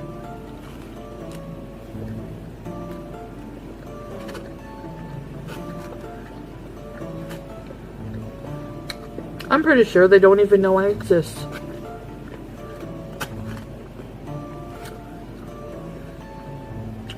You know? What's the story with your biological dad? That's kind of a long one. I might do it in a video someday, but I talked a bit about it in my binge video. I'm featuring Toad's video not only because of the reverse apology video being featured in it, but also because Chantal left angry comments threatening to have it taken down. His famous response to Chantal would be, "Have a gravy and settle down." In 2017, when she started oversharing about the debauchery of her youth, she talks about the time she went to the psych ward and had her grandmother bust her out. Remember how I told you?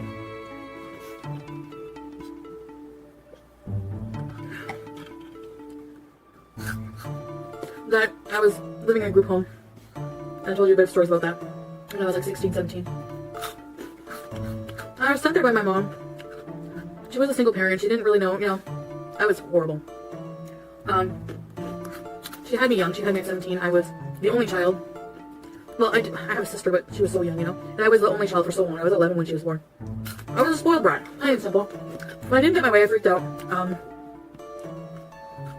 You know, that your teen angst issues, daddy abandonment issues, all this goes on. I was always seeing a child psychologist. I don't want to be... I don't know, he wasn't relatable to me, you know, he was like 80.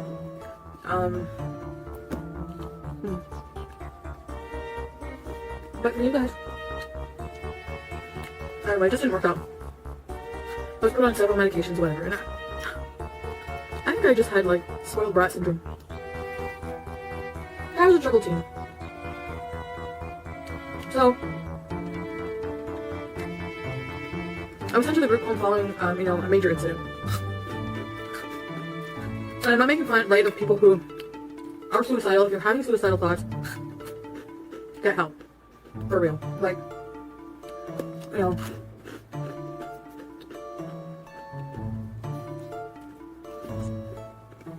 But this time, you know, I never intended to really do it. I wanted attention. I knew that gave me power, threatening that. I wanted to hurt people. I'm probably triggering someone. Oh my god.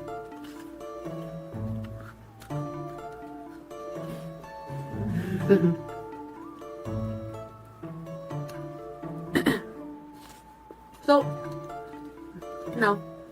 One day I was fighting with my mom about something. I don't even remember. Probably at that time, because I wanted to go sleep at my boyfriend's and be allowed to screw him all hours of the night at my age. What parent is going to allow that, right? None. So, anyway. We were fighting. You know, she went downstairs to full clothes. I came down a few minutes later. I emptied out half my bottle of, I think it was Zoloft I was on, antidepressants or something. Didn't work. So,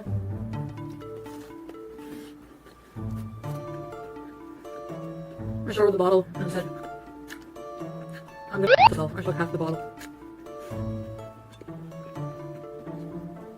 And I hadn't. I really didn't. She was like, what? Are you kidding? Are you kidding? She was freaking out, you know? I said, no. And then she was like, I'm gonna take you to the hospital. You know, such a brat.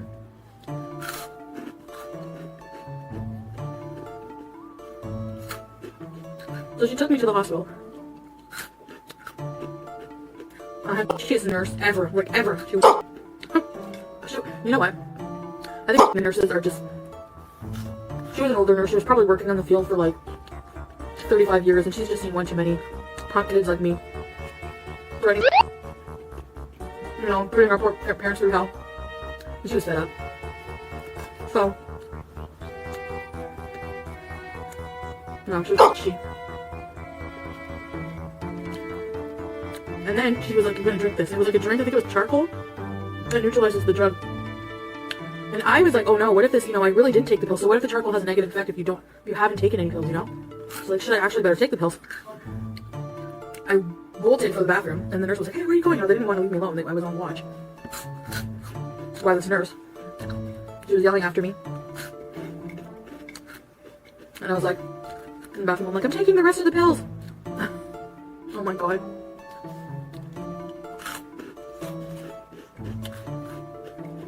So in the bathroom, I actually took some pills. Then I thought I'll just drink the charcoal. You guys probably think I'm nuts. I was. And stupid. I come out and the nurse is just friggin' livid. Why did you do that? But like, she was just yelling at me. You know? And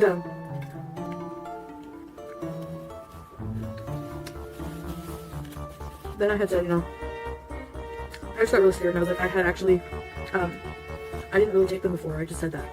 But now I actually did. The nurse was like, I think she was ready to retire because of me. And my mom, oh my god. Anyway, pissing everyone off. They put me in a room, make me drink that. And they decided I was going to stay the night.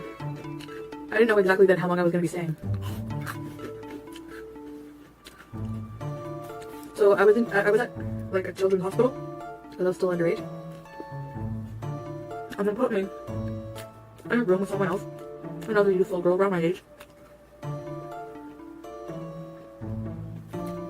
They put me beside an anorexic girl. She had anorexia.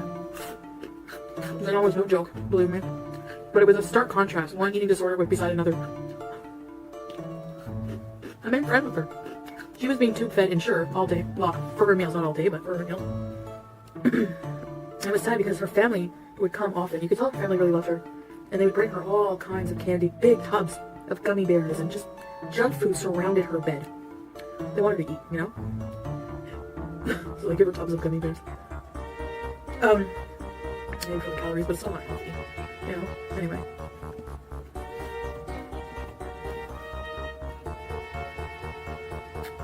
We're talking. We become friends. And I was just like, man, those candies. I didn't seem insensitive, but the night before that she was gonna leave, it was like a couple nights I was there with her. So the night before she was gonna leave the next morning,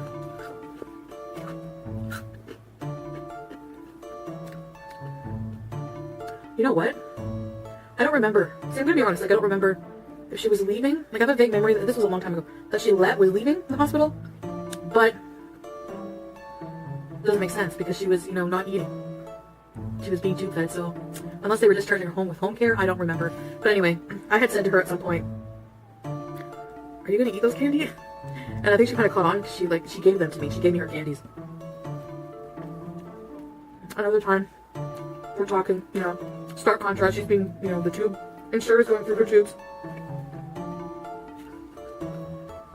and I'm eating a Big Mac, you know, or someone brought me, probably my mom. So basically, what ended up happening was I was in that hospital until they could find room for me at this youth type of cottage retreat thing at the mental facility, where I actually ended up working.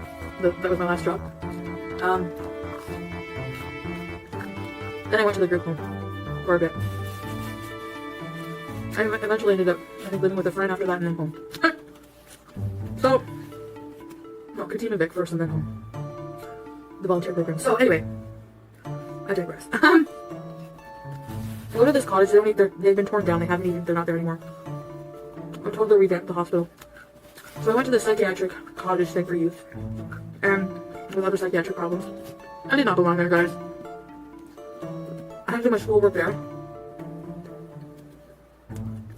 Every single other person that was on fucking Looney Tunes, like really out to lunch. Like I stole liquor and pretended to myself. These people, like, oh my god, it was depressing. You're secluded. So for the majority of the day, you're like in prison, kind of. You have your own room. You know, they wake you up in the early morning. You know, the early morning. You know what? The early morning sucks because when you get in the shower, you get out, you're freezing because you're tired and it's early. That kind of early. The freezing shower early. Anyway, I was in my room. I don't know what they want us to do. Reflect? It was so boring all day. They're like, you need rest. Rest? From doing what? Showering in the morning? Anyways, dinner time was friggin', oh, this James guy, he was really out. Like, he was like, he had this, like, always this look on his face, like, you know, the lights are on, but there's no one home kind of look. Like, you know, like, he's gonna be a serial killer someday. If they don't catch it, you know, that kind of guy. And he would always make it, like, oh, he would throw tantrums, and I thought he was gonna murder us all, you know. Because, you know, at breakfast one day, I don't know why, but they gave him exceptions. Like, we had a specific diet, healthy. You know, they would give you one packet of salad dressing instead of just putting as much as you want, for example. Him, he had, you know, maybe because he was so large and they wanted to wean him off gradually because they didn't want him to be triggered. But they allowed him a bigger breakfast. Like, he would have 2 eggs, cereal, and then what we had. And they wouldn't cook his eggs right, like, ever. I don't know if I was messing with him on purpose or what, but he would always make his eggs over easy.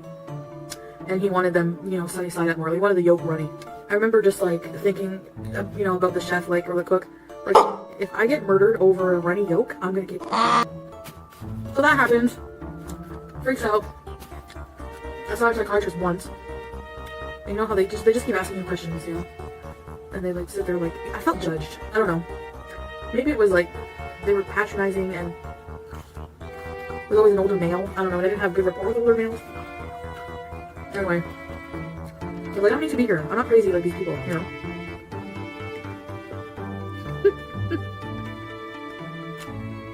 What a movie night one night. I was planning an escape, okay? Yeah, I went AWOL. I ran away. Just listen. Escape artist number 1. They would let you go out for smoke breaks. Out front, like out back of the cottage, into an alleyway. And if you kept running that way, I'm just pointing that way, you know, you would hit the mall, the Westgate Mall. So I was like, you know what? I'm gonna go for a smoke, and I'm gonna keep running. And it'll be about 10 to 15 minutes before anyone notices, at least. The thing was, I had nothing. I would have nothing on me. I had no money. No money. My plan was to run away and call my grandmother because I knew my grandma didn't know I was there. So this is bad, but I knew I could manipulate my grandmother into feeling bad and not making me go back there. So it was movie night. And unlike most nights, we were all in the same room. So another girl that was there, I had asked her, I said, do you have an order? She's like, she knew. She was like, you're on the way, aren't you? I can't remember what I said. So I went outside for a smoke. Like, why would they let you go unsupervised? I don't know. But I went for a smoke, and the minute I lit up, maybe waited a few seconds, started bolting. Started bolting towards the Westgate Mall. And kept running. I ran past the mall, zigzagged through little side streets. I was trying to get as lost as I could, you know. I found a laundromat. I tried to find somewhere where I had a payphone. Back then it was still payphones. You know, cell phones were not as common. Especially not people my age that didn't have them, you know. So I finally found a dingy, like we're in like the ghetto area of town. It was like a dingy laundromat. And there were some sketchy people out there. I was worried. You know, I'm young. It was middle of the night. It was probably like 11 o'clock at night. So I found a payphone there. I'm like, please answer the phone because this is my only quarter, you know. And she was like, she answered, hello. Told her myself, I started crying. I said, I'm not like this, Grandma, I'm not crazy. She was really upset. I called my aunt, demanded she pick me up. She was hysterical. My aunt was not happy, you know, like manipulating my grandmother too, you know, because they wanted me to stay there. They thought it would be good for me. No way. Anyway. I heard cop sirens in the background while I was talking to my grandma. Like, they're probably coming for me because they did call the cops.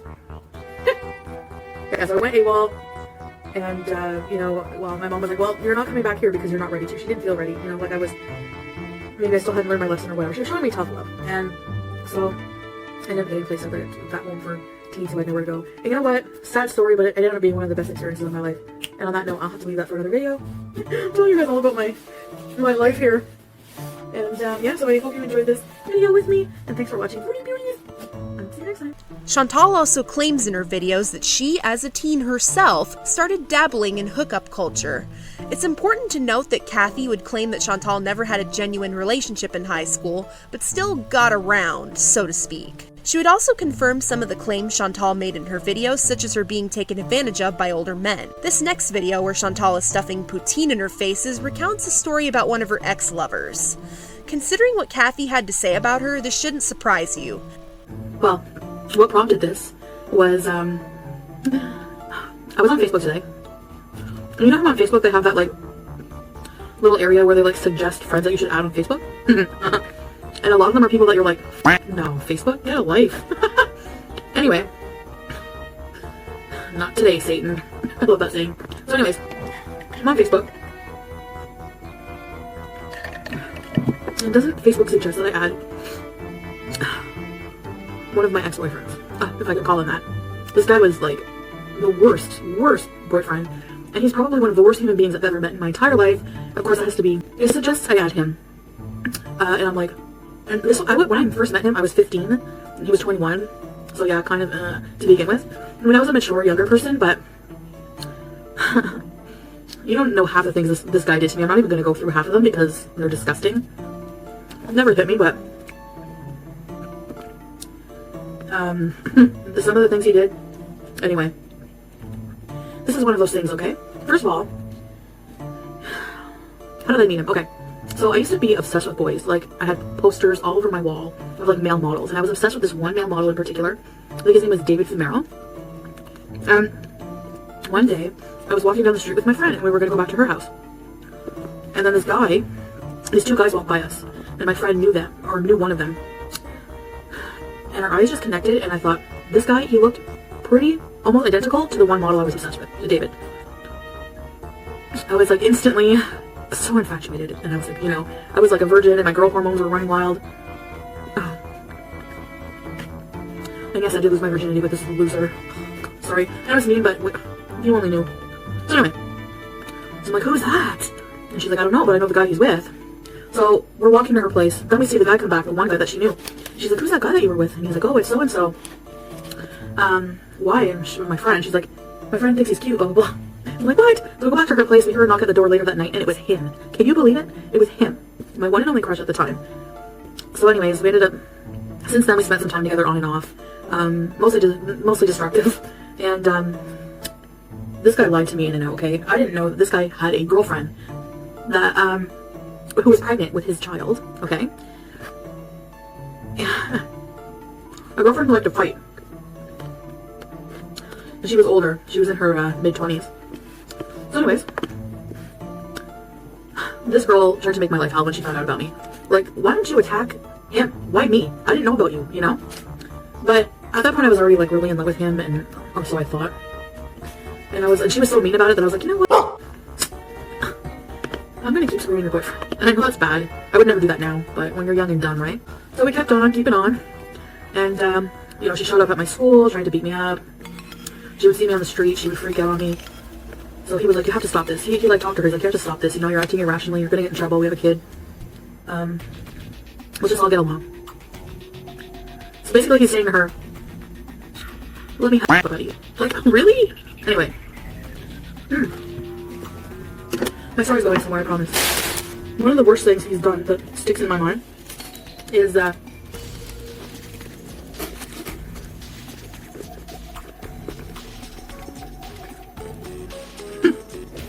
sorry.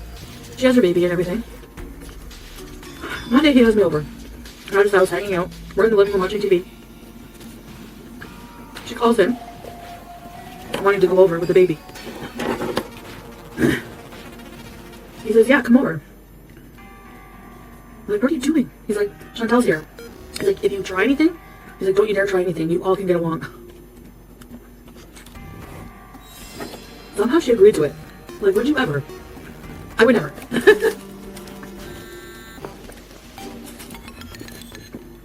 So I'm like, great. That's gonna be really awkward. Well, she comes over.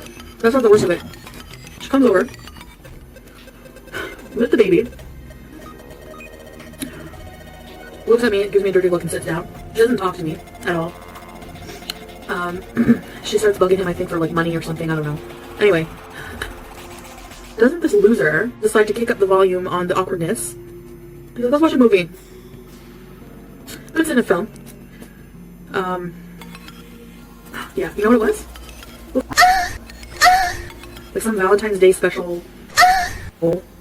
So the people on the bus are going to town. They're like awkward boning, and I'm just like, I don't know. Like she was giving. I can't really remember what was going on. I was just so embarrassed, so awkward.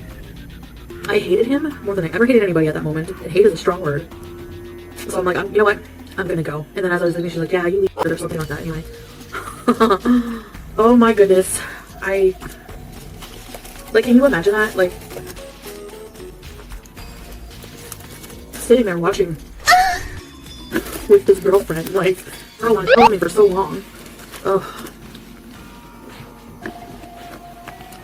Yeah, he was disgusting. Like I said, we all have those, you know, regretful relationships.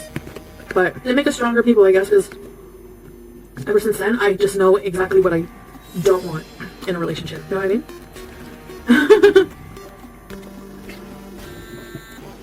And I was like, I'm never letting a man ever treat me like that. Ever again. After I ended it with him, and men have tried. I had to go on, you know, a few dates with some idiots, but nothing serious. And I cried over this guy so many times. The last time I saw him in person, I think it's bad karma because I was getting off work. And you know that main drag street I showed you in my vlog? If you haven't seen my vlog, check it out please so you know what I'm talking about. I was coming out of work, I was walking to the bus. This was, you know, a few years later. He's like, hey, Chantal. And I look, there's this guy sitting on the street. I thought it was like a homeless person. He was with another friend. And they were like, maybe he was homeless, I don't even know. He was drunk. He had a bad drinking problem. I could smell it on him. He was very disturbed. I just looked at him and walked away. And I didn't even say anything to him. He's like, hey, Chantal, looking good. You look like Mary J. Blige. I'm like, do you know who Mary J. Blige is? I don't look like Mary J. Blige. Anyway.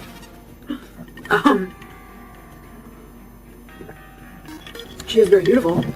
I wish I looked like her, but, you know, we're not exactly, we don't exactly resemble one another. You get my drift. So anyway, yeah, that's Remember when I asked the age-old question? What would you do for a Klondike bar? Yeah, here's what Chantal says she did.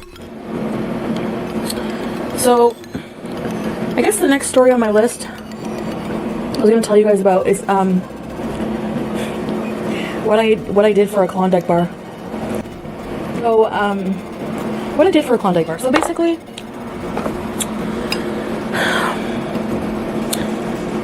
my friend and I, so one of my best friends at the time, she lived with her boyfriend. I was maybe 16 going on 17, something like that. I am 16 going on 17. Ha! Anyway, and there used to be parties at her house all the time, and when there wasn't parties, I would just be hanging out there bumming weed off of her dealer boyfriend, okay? And I'm sure he got sick of me.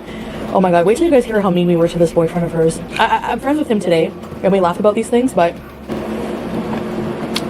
on this one particular occasion, I was like a broke teenager. I had no money, and I wanted to get high, so, you know. So the first things first, when I had no money, he would make me do weird things, for weed. So, this time, for a joint,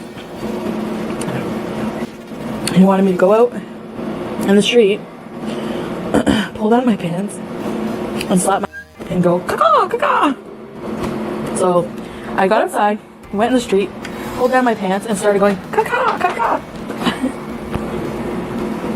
And, people were looking at me weird. So across the street there was this couple that always sat outside, this elderly couple, and like the area was like, you know, a lot of elderly people live there, surprisingly. She did not fit in, you know. Well, they were looking at me. So then we're inside, enjoyed my joint that I worked hard for. She worked hard for her money.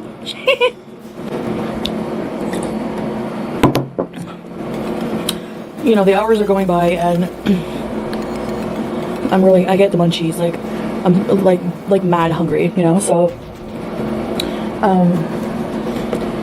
I don't know, I just sometimes went through their fridge. They had not much in the fridge, but in the freezer, they had this box of Klondike bars.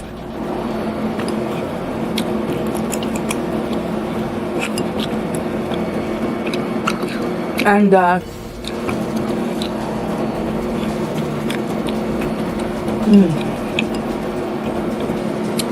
I was like,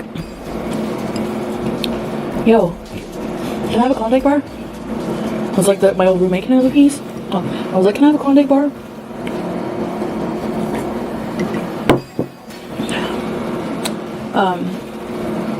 You know, I keep reaching from here.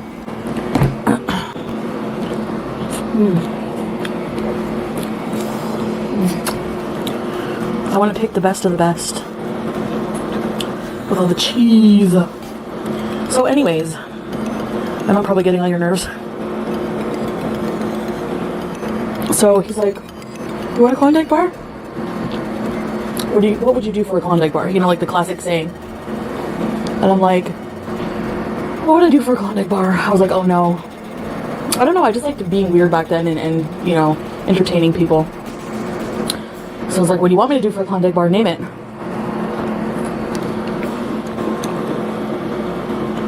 He's like, so there's this man that lived at the end of the street, okay? Older man. He was mysterious because I don't know who he lived with. I don't know what his deal was. He was always, from morning till night, sitting on a lawn chair, fold out lawn chair, in his yard.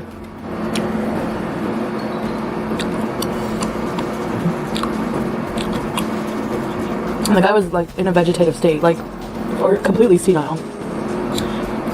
Every time you would try to talk to him, he'd walk by, he would just be always staring blankly ahead, no expression, just like his mouth slightly open, actually, like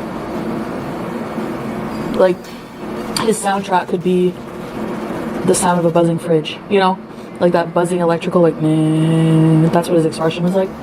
I feel bad for the guy, poor guy. Like, I hope he had someone looking after him. He must have, right? I don't know. Anyway, So my friend's boyfriend's like, I want you to go to the man at the end of the road, and I want you to lift your shirt up and flash him and shove it in his face.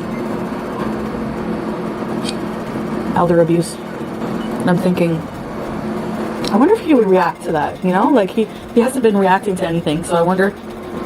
So, of course, I did it. I'm not proud, but I did it. That should be my, like, quote. I'm not proud, but I did it. So, I'm like, you better give me the Klondike bar for this, you know?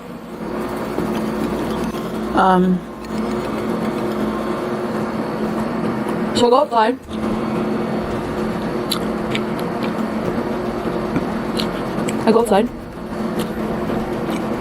The man's sitting there, of course.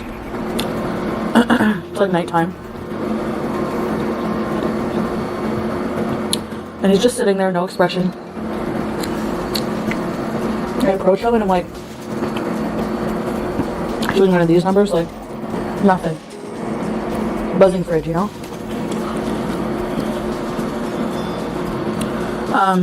So he's, no, you know, the lights are on, there's no one home. Actually, for him, I don't even think the lights are on. It's sad. It's really sad.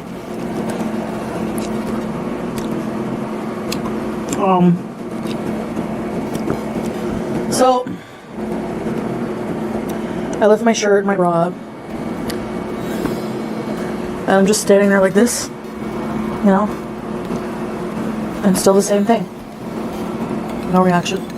Just start swinging my boobs. Nothing. No pulse. Oh, I brought Harry back. Move, Harry. The bush is in the way. Go. Easiest flashing ever.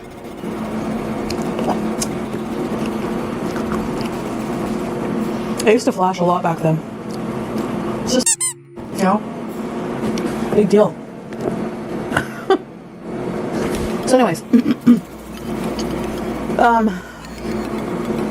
I earned my Klondike bar, so that's what I did for a Klondike bar. I flashed a completely vegetative, senile, elderly person. Actually, I jiggled my in their face.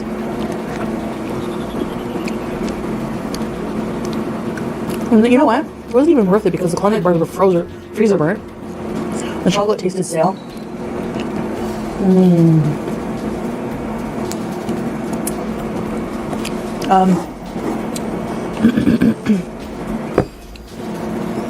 Yeah.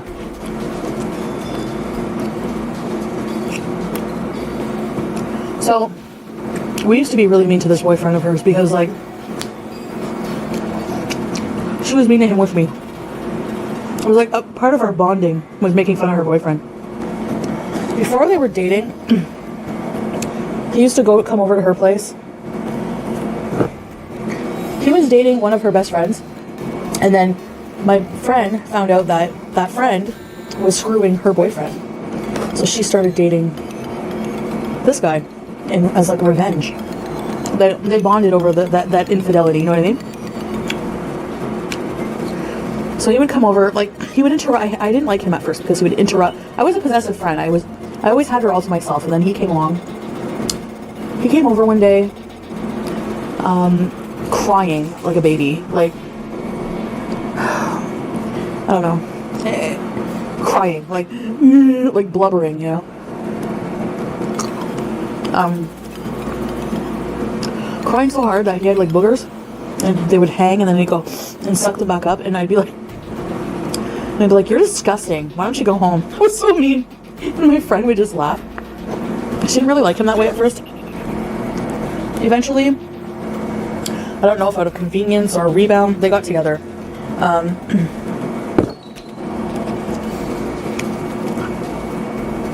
My friend was so funny. She would call me. Remember whenever friends used to call each other? You'd lay on the ground in the living room and just talk on the phone for hours?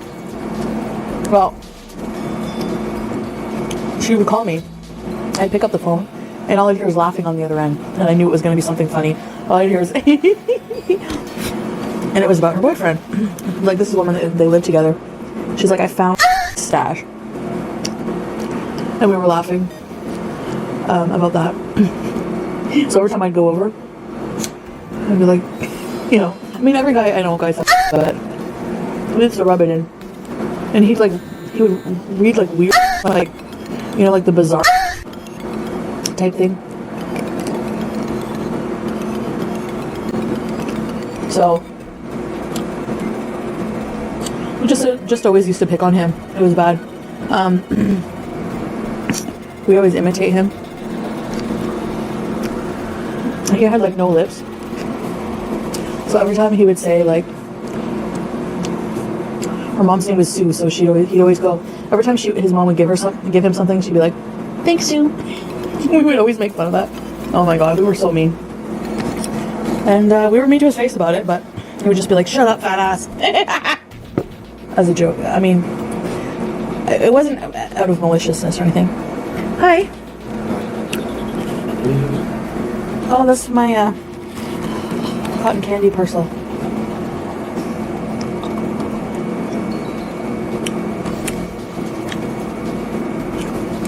The strawberry one's in the freezer, right? You don't like this one.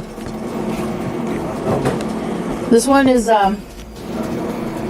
white chocolate raspberry truffle. I think I had enough, actually. Anyway.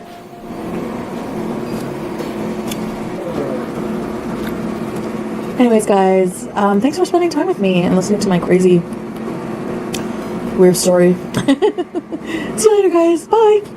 Why somebody would willingly admit to all of this and upload it to YouTube thinking it's cute for everyone and their actual grandma to see, I have absolutely no idea. And yes, she has confirmed that her family has seen her videos.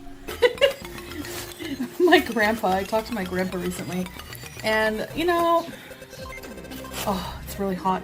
Don't really talk about what I do for a living with him because he's a very old-fashioned, traditional kind of guy, and he looked up my videos and was like, oh, okay, he's trying to be, you know, I guess nice, but he's like, oh, I like barbecue chicken, I like green beans.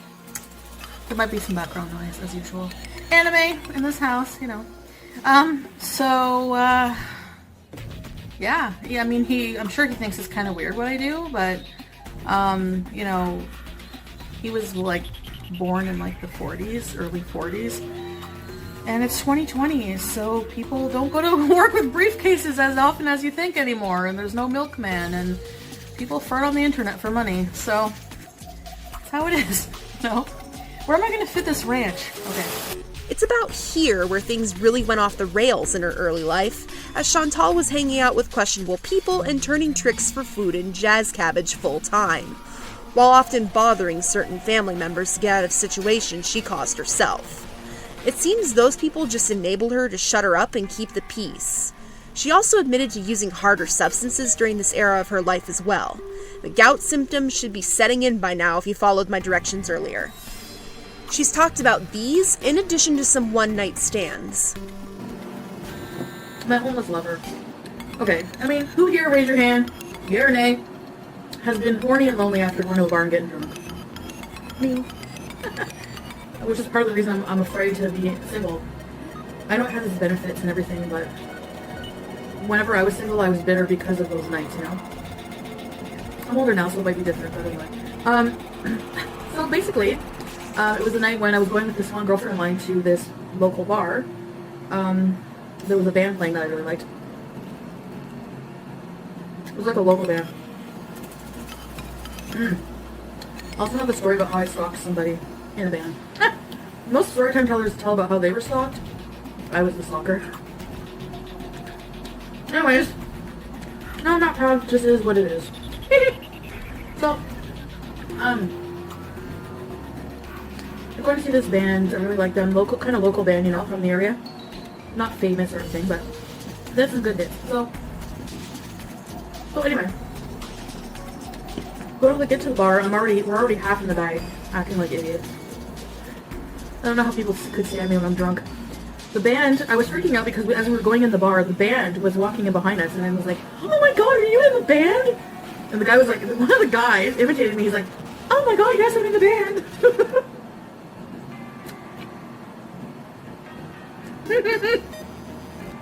Anyway, so that was a fun time. you know.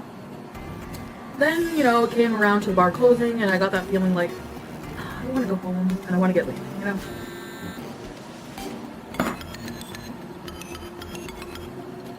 This tastes good. I don't know if it's good though, but anyway, if I don't do a mukbang tomorrow, you know why? So I decided, like, my friend was like, well, I gotta go home, you know, like, this was a while ago, probably like, I think I was like 19 maybe? Anyway. But yeah. No, okay, I'll walk you home. I don't wanna go home yet. So, my friend lived, like, where I had to walk her home. You had to go down by the water. It was like this path, like, it was like bike path down by the water. Probably dangerous at the time, yeah. But there's a lot of homeless people and stuff that hang out there. And it's known to be dangerous, but whatever. So I walked her home, and as I was coming back the same way, I was drunk, I was fearless, okay? And let's be real. Nobody's kidnapping a fat chick. Just too much work. So, as I'm walking home, I see this guy. He wasn't too scruffy looking, but he was kind of scruffy, you know. He was carrying like a shopping bag, and it had like DVDs in it, probably to pawn them. And he comes up to me, he's like, do you have a light? And I'm like, oh yeah, sure. And when I got to see him, his name was Todd. He was really cute. He looked like Brad Renfro. Does anyone know who he is? Rest in peace, Brad Renfro. I still can't believe he passed away. Has anyone seen the movie Gorlworld? Anyway. We started talking, and I was just like, I was attracted to him, you know? And I think he just, I don't know, he just really wanted some or something, you know? So, like, let's go sit on the rock and, you know, have a cigarette. You know, buy cigarettes, but whatever. He was homeless, he was great. You know, got to find out he was homeless, and he told me a bit about himself. He said he was staying on, got kicked out of his dad's. His dad was an abusive asshole. So he's been couch surfing, but his friend's girlfriend was like, you know, you can't stay here, you know. So there he was, in between places. So he was gonna just wander around and sleep on a park bench, I guess. I don't know. Anyway, I didn't really care. I was just like, give me that D. No, I'm kidding. Give me some vitamin D, boy. Yeah, he was really cute. So, it was a really gentle kisser. It was on a rock, a big rock. And, we did it. On the rock. Near the harbor. Like not the harbor, but, you know, it was like a boat dock thing. So, we do it. I mean, I know what you're thinking. What did he smell? That's what I was wondering. He didn't smell too homeless, like, you know, it smelled a little bit like malt vinegar, but, yeah. So, I think it was coming from his feet and not his privates, so that was good, you know. Use protection. Oh, always use protection. If you're gonna be a skank, use protection. I'm joking, guys.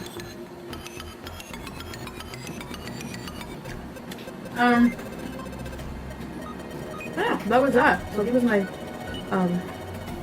homeless lover. Slept out of one night with a random homeless guy. I guess he wasn't really a lover, because I don't know what's a lover. Like, I didn't have sex with him more than once. You know, I just left him. I don't know what became of him. But, no. See, told you it gets classier, guys. For anyone wondering if her family got the authorities involved, I simply don't have an answer for that question. I personally have my doubts. What I do know for sure is that these habits don't seem to have changed a bit, manifesting into the monstrous pile of festering organs and methane gas known worldwide as Flobby Bobby. I'll stop teasing you guys now with anecdotes and tell you about the exes that actually have appeared in her videos. Kathy would go on to confirm other claims regarding Chantal's relationships. Here's one of them. At some point within the pan of sausage that she would eventually recount in her videos, 21-year-old Chantal decided she needed something more serious in her life. An actual committed relationship. Enter James, her best friend and #1 simp. Hi guys, hi! Hi.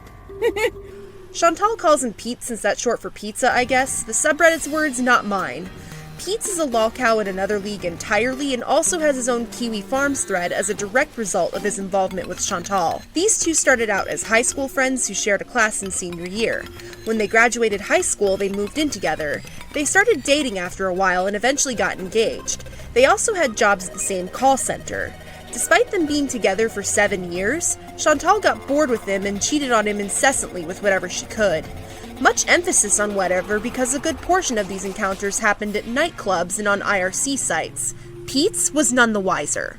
This string of affairs and hookups eventually resulted in Chantal meeting the guy she would effectively dump Peetz for, Milan, who is promptly nicknamed Bibi by Chantal. Bibi is originally from Senegal and they met on the dating site Plenty of Fish. Right around the same time Bibi needed a native Canadian to live with for residency purposes. Convenient. After hearing this, it made her viewers and family wonder if he was only with Chantal to gain citizenship in Canada, as they were together for about 7 or 8 years. He also really didn't like being in Chantal's videos. This evidently went on from sometime in mid-2011 to February of 2020. Their relationship started out open, with both parties seeing other people. So they weren't formally dating when she was still with Peetz. Bibi was just the side piece. But because Chantal is Chantal, she demanded that she and Bibi commit fully to each other. Mostly because the girls Bibi involved himself with otherwise didn't like Chantal either. After that point, Chantal officially dumped Peetz so she could move in with Bibi. It's important to note that Peetz couldn't cope with this and begged her to stay with him, willing to let her continue seeing other men as long as they could stay together. This, of course, didn't work since Peetz is Peetz, but the two still remained friends after splitting. He was one of the only people to appear in her videos willingly, thus solidifying himself as Chantal's best friend and #1 simp and establishing himself in lolcowdom. Chantal would of course start her YouTube channel not long after moving in with Bibi, and because Peetz was more than willing to enable her, he would just give her money whenever she asked for it, despite the fact that she had just gotten a job at the time that paid around 29 Canadian dollars an hour when she first moved in with Bibi. It's worth noting that this job was her last actual paid position before starting her YouTube, and she was actually terminated because she was taking too many mental health days. She was also given a substantial settlement upon leaving, which didn't last very long. Okay guys, I have the munchies bag, okay, and I need to dig in here for dinner. I'm gonna have this bowl of cereal with some berries. I'm hungry, have the munchies. Let's get to. So I have here McDonald's, that's munchy food, and I'm going to set this up here like a mukbang and put some effort into my setup here. It won't be as good as Nicotado, but who is it? Who is? When it comes to fast food setup, not too many people, I gotta say. So, alright guys, let's get this here. The nuggets keep escaping my view. Maybe I should put them like.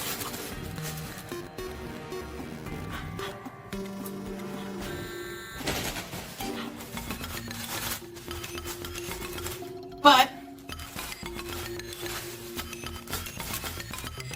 whoa, look at this burger. It's kind of a pain in the ass to do it. Alright. Now we need ketchup. Oh, don't forget the dip sauce. I think Nick should teach a lesson to mukbangers how to set up a mukbang display. This is your brain on drugs, kids. And Diet Coke. Okay, and alright, so let's dig in. Okay, let me catch up.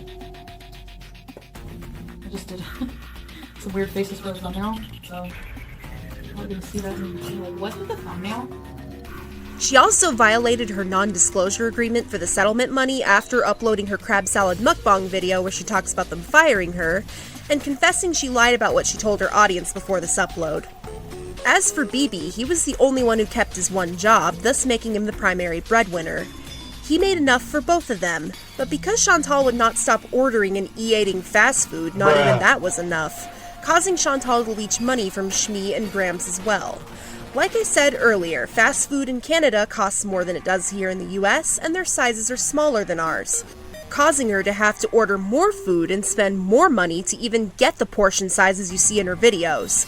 Often, she gets food from like 3 different places and eats all of that in one sitting. Now that I've told you Chantal's backstory, we can now focus on the golden era of FoodieBeauty. You eat garbage so you can make money to eat garbage. That's the life of a mukbanger. To kick off the golden era, here's a quick vocabulary lesson. The word of today's big fat American-Canadian production is bees. What the hell is a bees, you ask? First of all, never ask questions you aren't prepared to receive answers for. Second, bees is a nonsense word that Chantal made up. By definition, it means to misbehave, either by means of excessive mischief or overindulgence in food and illicit substances, sometimes featuring promiscuity. And today, I'm going to talk to you about being naughty. Are you stealing my straw, Sam? What are you doing, Sam? This is why I ask you. What are you doing?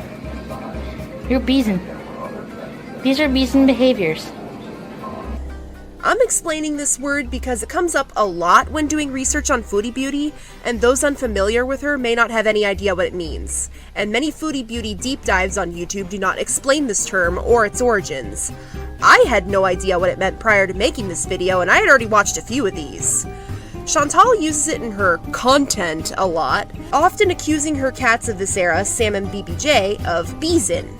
She even nicknamed her most loyal supporters, the ones giving her Burger King money by paying for premium memberships, super chats, cameos, and more, the VIBeezers.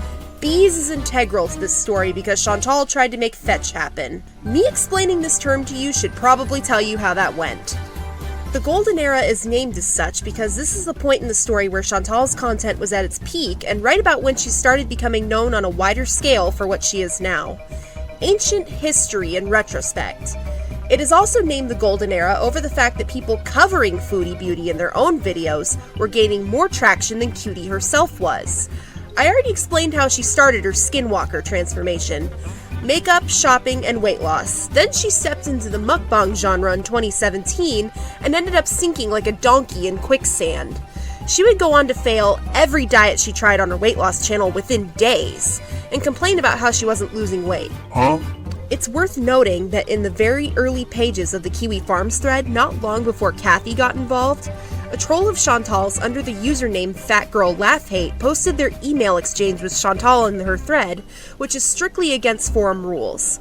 This resulted in their doxing and ban from the thread afterwards because they didn't use a VPN on the site.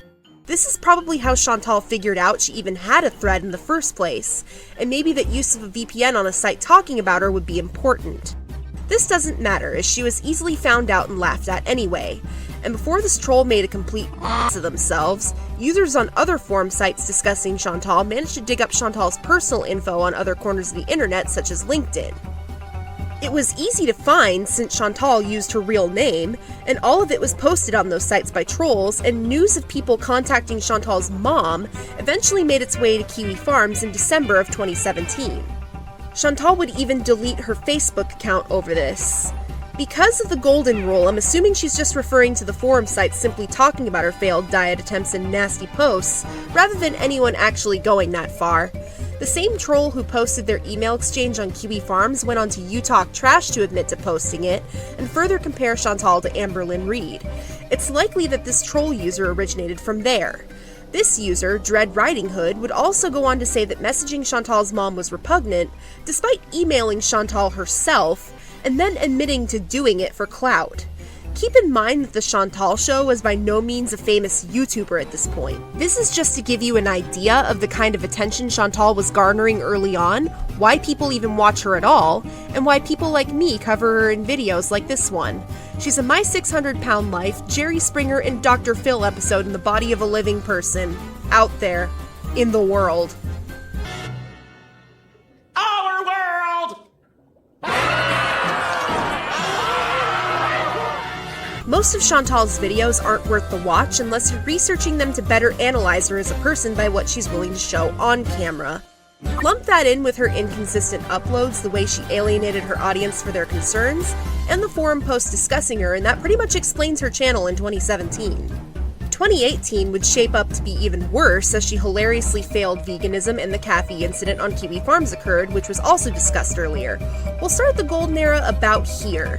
Not long after Kathy, we're talking like 2 weeks or so after the fact, Chantal reveals her personal trainer she was paying a lot of money for in a video. Someone who probably wasn't going to coach her on nutrition, as this was at a fitness center at the local mall. She would put the trainer off in favor of whatever doctor she was seeing after her first day there.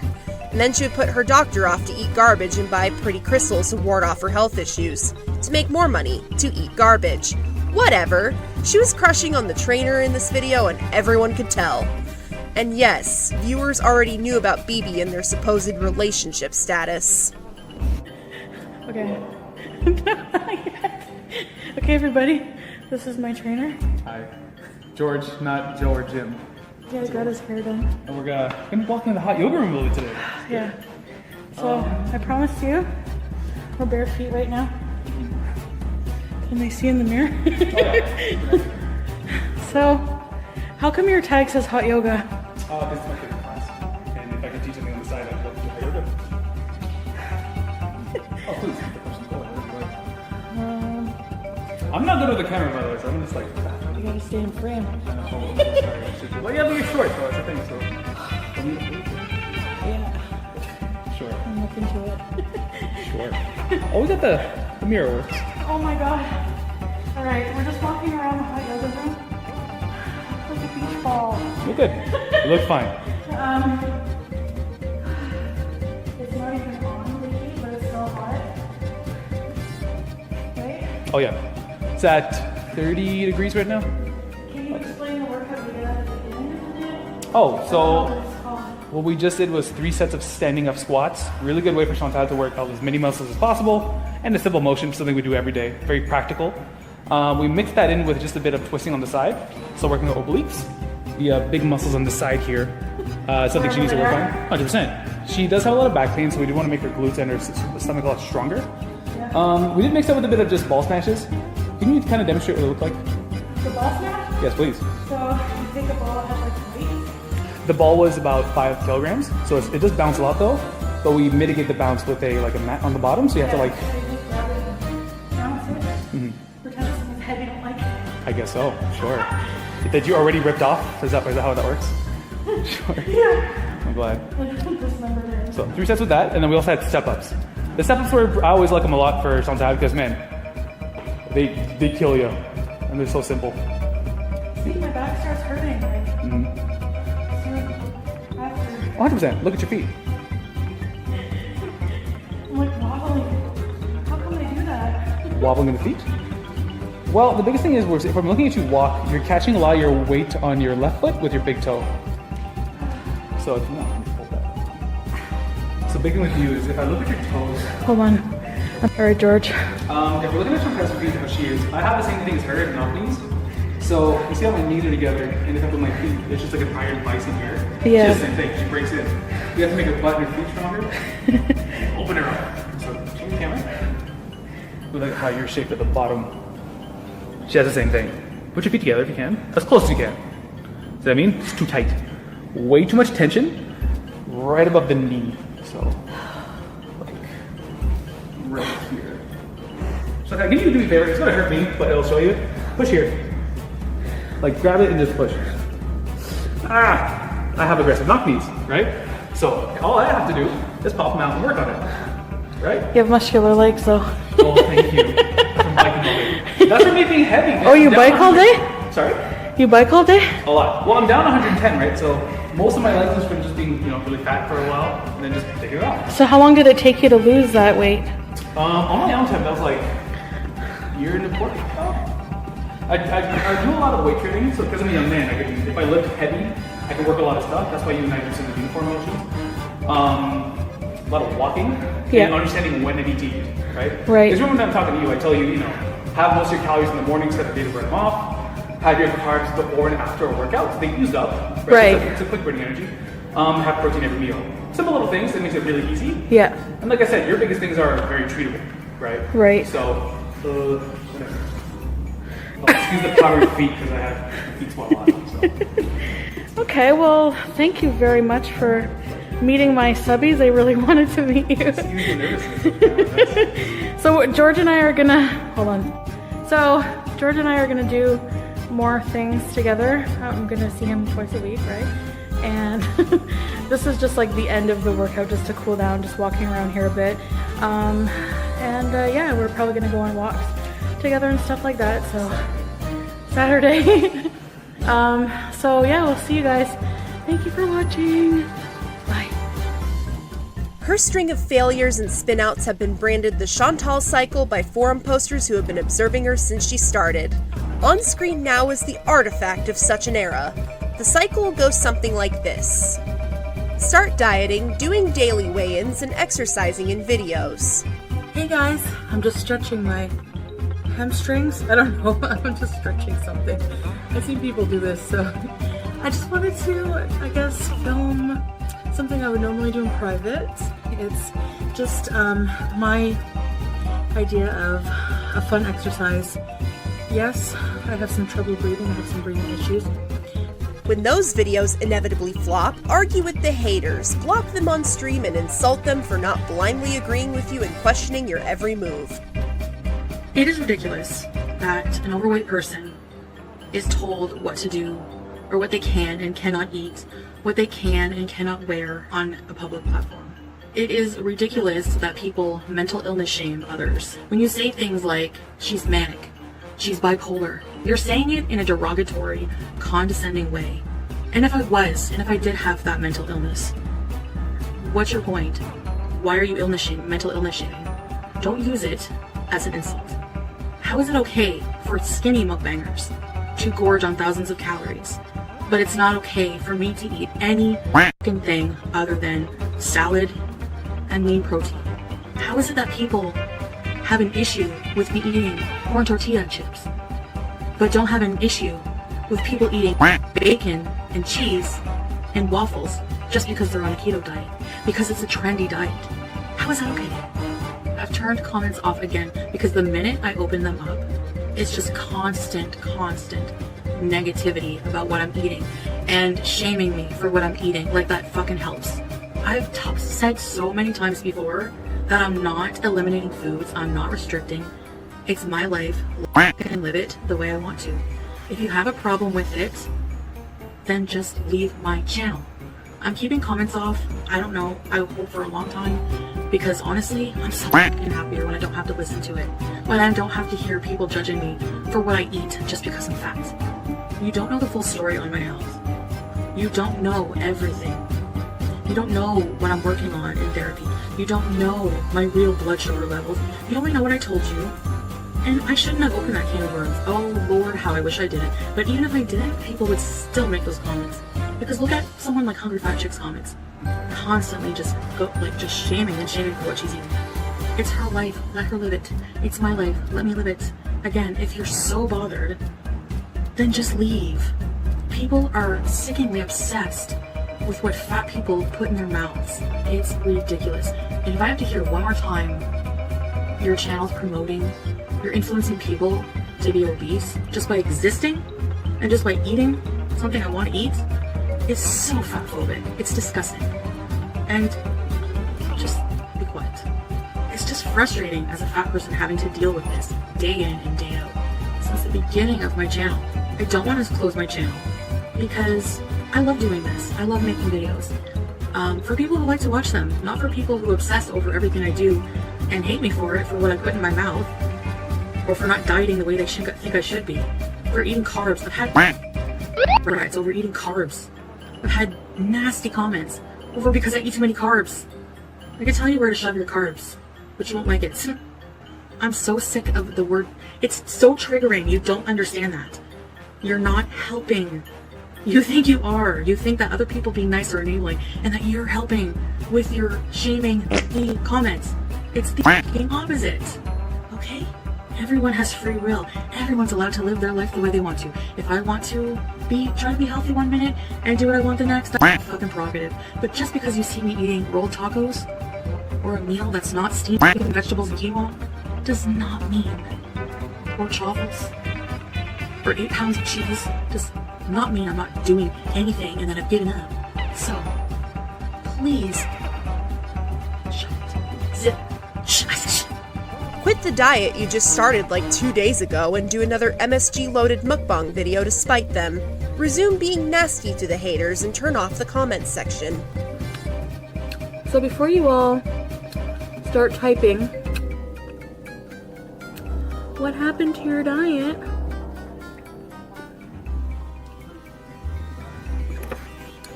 Let me explain something to you, okay? So I made a decision. I'm closing my weight loss channel.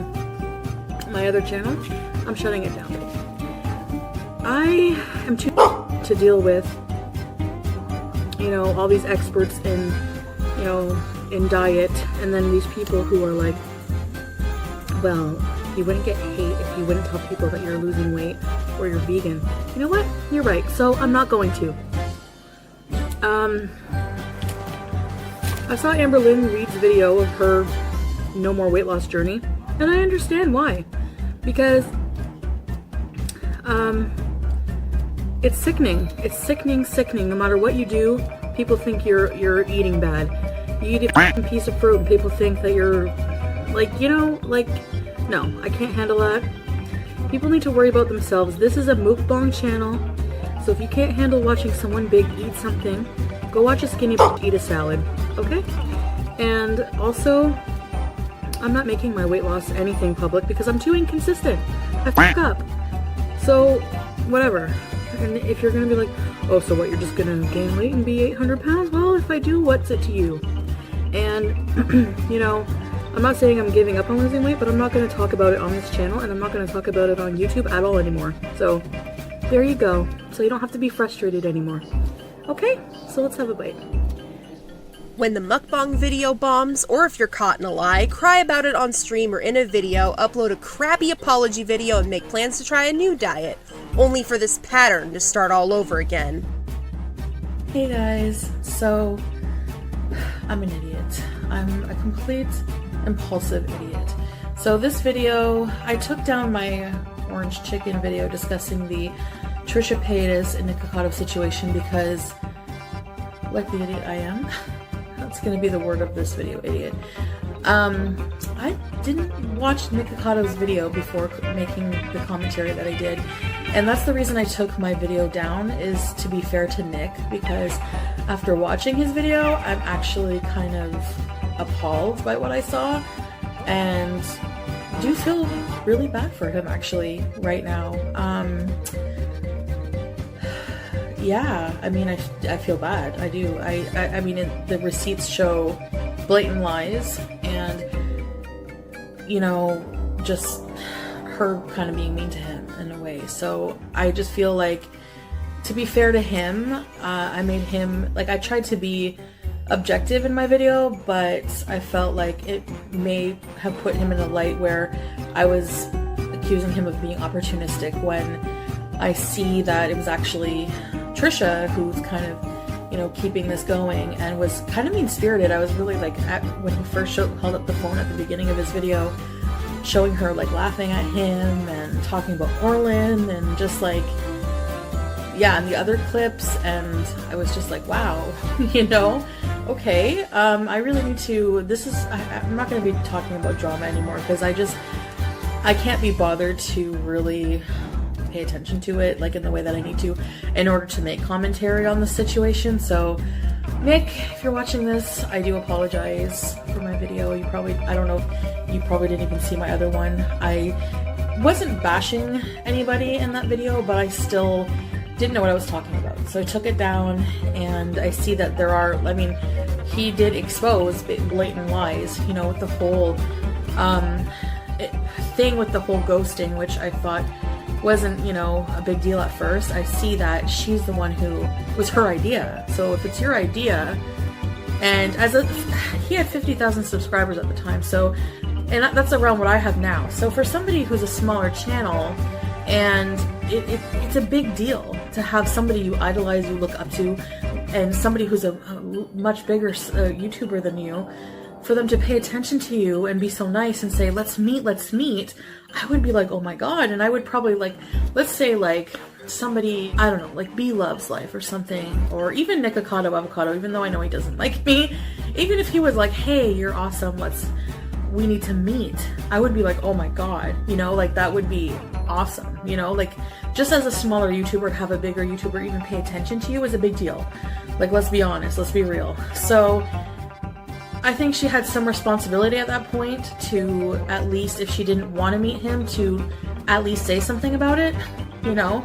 So I could see why he's hurt. I could see why that would make me feel bad too, if a bigger YouTuber got my hopes up about everything and then talked about me and made me feel bad. So I understand that, and I am happy that Nick is in a place right now where he's got so much support. It would be a lot more difficult if you don't have a lot of subscribers and you're being shit on by somebody with a lot of subscribers, especially when that person didn't really do anything wrong, you know what I'm saying? So I understand that. So that's why I took the video down. It was impulsive and it was just not well thought out. I didn't actually watch his video, which I realize makes me an idiot, like I said. So I apologize for that.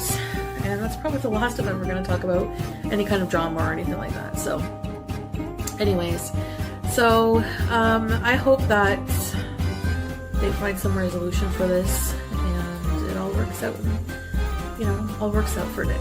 Personally, in my opinion, I think that Trisha should probably apologize and own what she did. And I think that I remember Peter Mon saying in his video that all Nick wants is for her to stop lying and to own. And I mean, the lies are blatant in the video. So yeah, I could have just saved a lot of BS if I had just watched the video. So anyways, that's it for now, I guess. And I'm just gonna stick to my story times. So I'll see you guys in the next video. I'm not going to bother covering all of her diet attempts in full, since many of the videos to reference don't exist anymore, and not all of them made it to the FoodieBeauty archive linked below. Alright, so basically, I wanted to ask you, does anybody know, I've been taking the echinacea, and it makes me, like, last night I took a pretty big dose before bed, and I was feeling so drowsy, like I felt so relaxed, almost like chamomile. And I tried looking it up, but I couldn't find any literature that said that echinacea has that effect on people. But it, like, made me sleepy. I could swear on it. Anyways, so, I made some notes here. I tried making notes, but the cats were sitting on my papers. Cat lovers understand that. Hi, Bibi Jeans! So, basically, I am going to be doing something I've done last night. I was up really late, and I had done a little... I'm sorry if my cats annoy you guys, but hey, that's my babies. I've been doing a lot of research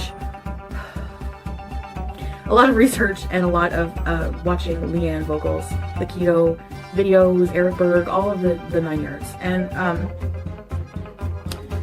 I still don't really understand how it's long term. I mean, for me, I don't think it's gonna work. And I wrote a couple of reasons, the main reasons why. I still don't fully understand, I mean, how it's, how it really, I understand how it works, but when I looked into it, it's just, I don't think it's going to work for me in my particular beliefs, in my particular long-term health goals. So, and again, keto people, don't be offended. If it worked for you, that's great. The thing with keto is you're going to lose weight. I mean, most people, when they do keto, they're cutting out all junk food, regardless. So any fad diet requires you to cut out, mostly requires you to cut out junk food, which in itself, you're going to lose weight. So, is it the fact that you're eating high fat because your body's burning the fat? Maybe. Is it long-term sustainable? I'm not sure about that. And I don't feel 100% right and comfortable about it. So, I eat meat, and I was like, I can eat meat on this diet and stuff, but I don't really, I know it's kind of hypocritical, but I don't really feel right, personally, myself, eating meat. And when I was eating plant-based, and you're gonna roll your eyes, but I felt the best, like in my gut, in my spirit, everything, Sounds corny, but that's the way it is. And so I was watching Leanne Vogel Look at this freaking zit. Okay, so anyways, I just wanted to say, I was watching Leanne Vogel, and I don't remember where I left off, but I think it was here. She, you know, a lot of it made sense. Like, okay, the idea of like using fat as energy instead.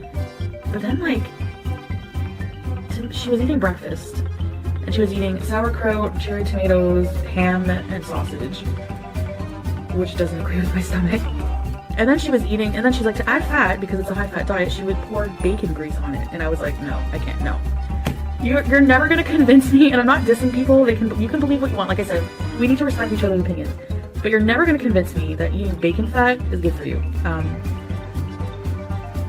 You know, like eating, you can eat clean and do keto. Like you could eat healthier fats like avocados, nuts. You can even be vegan keto.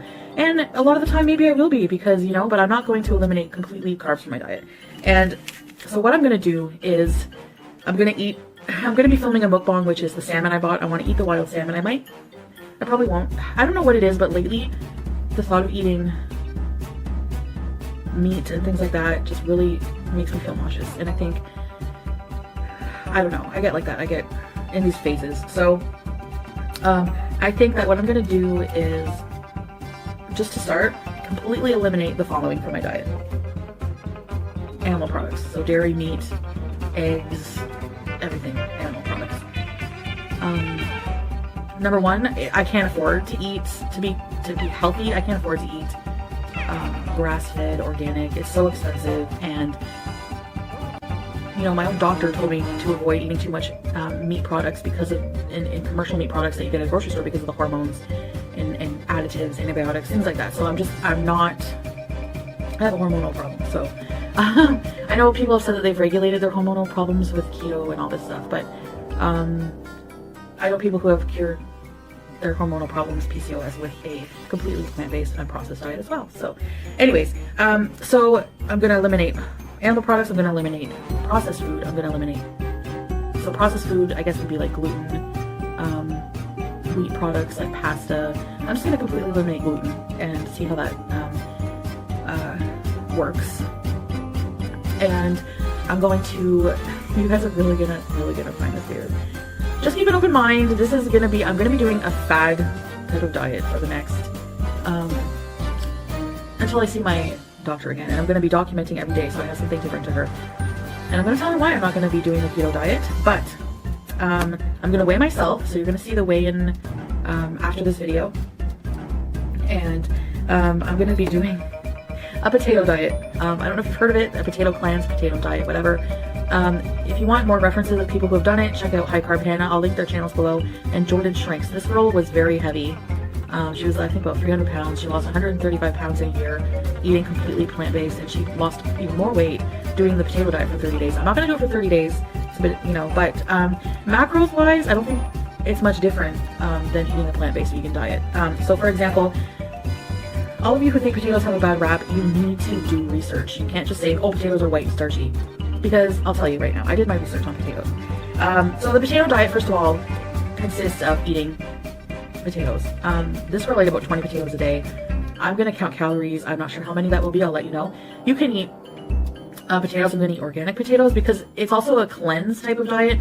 And, you know, when you're doing a cleanse, you want to try to get organic so you're not adding more chemicals to your body with pesticides. So I'm going to use organic potatoes, all different kinds.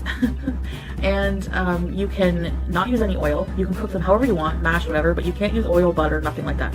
You can use herbs and spices. You can use salt. You can use sauces that are not high fat, like ketchup. I'm going to make my own ketchup, and I'm going to sweeten it with raisins. So I'll show you the recipe for that when I do make it. You can use, and you can eat unlimited. All the non-starchy vegetables you want with it, you can eat. Leafy greens, you can eat cruciferous vegetables. So you're getting a ton of vitamins and a ton of antioxidants, and you're actually getting protein. So I picked apart a single potato. I did a research. And it's easy to find yourself if you don't believe me on Google. It's very high in vitamin C. Potatoes are high in vitamin C. Potatoes are high in fiber, which is very supportive of digestive health. Because eating high fat for me, I don't have a gallbladder, I have irritable bowel, and when I eat high fat, I get physically ill, like I feel sick. I as you've seen in a lot of videos where I'm like, oh, I'm so sick, I just eat a lot of cheese. And eating healthy fats might be different, but I just don't like the way my body feels after eating a lot of fat. So I'm gonna try this. High in fiber, completely natural. A potato is white in color naturally. It is not refined, it is not processed. All fruits and vegetables in their unprocessed, non-genetically modified organic form are good for you. There's no fat, there's no cholesterol, there's no sodium. They have more potassium than a banana. They have B6, 110 calories for a larger potato, and 4 grams of protein per potato, and iron. And they're a great energy food because the carbohydrate mixed with the potassium is really good before working out. Is it before or after working out? Because if you look at a lot of athletes, they'll eat a banana. You know, they'll eat something carby to work out. And something with potassium, and bananas have potassium. So, fruits and veggies are not bad, people. It's just, we're all programmed to think a certain way. And whenever a diet gains traction and people are doing it, people just tend to follow along without doing research. And I'm not saying that you people are doing that. I'm not just saying that at all. Please don't twist my words. I'm just asking you to please, if you want to do something, especially that affects your health and long-term health goals and body and all that stuff, just do the research. Just take the time to really, and be careful of internet research because there's conflicting information everywhere. You need to find credible sources of information. So find out, you know, for example, like you just have to be careful. And they are starchy vegetables, potatoes, but they're a resistant starch. And I'm just starting to research that, but apparently there's a resistant starch diet out there too. There's a diet for everything. Some of these fad diets are just funny, but this one, the resistant starch means that in your small intestine, it doesn't get absorbed into your small intestine or something like that. It gets turned into like fatty acid chains, which is really good for you. I don't know, something like that. So the starch is even good for you in a potato. I'm telling you, just anything you do, any diet you do, if it requires you eliminating the crap from your diet, processed, refined food, you're going to lose weight. And if you drink lots of water, that's just goes without saying. Whether you do keto, whether you do potato diet, it doesn't matter. But I want to try this potato cleanse because I think it's fun. And I've seen people that I look up to. I look up to High Carb Hannah. I look up to this Jordan Shrinks. She's really funny. You should watch her videos. I'll link them below again. They've lost a lot of weight, and I find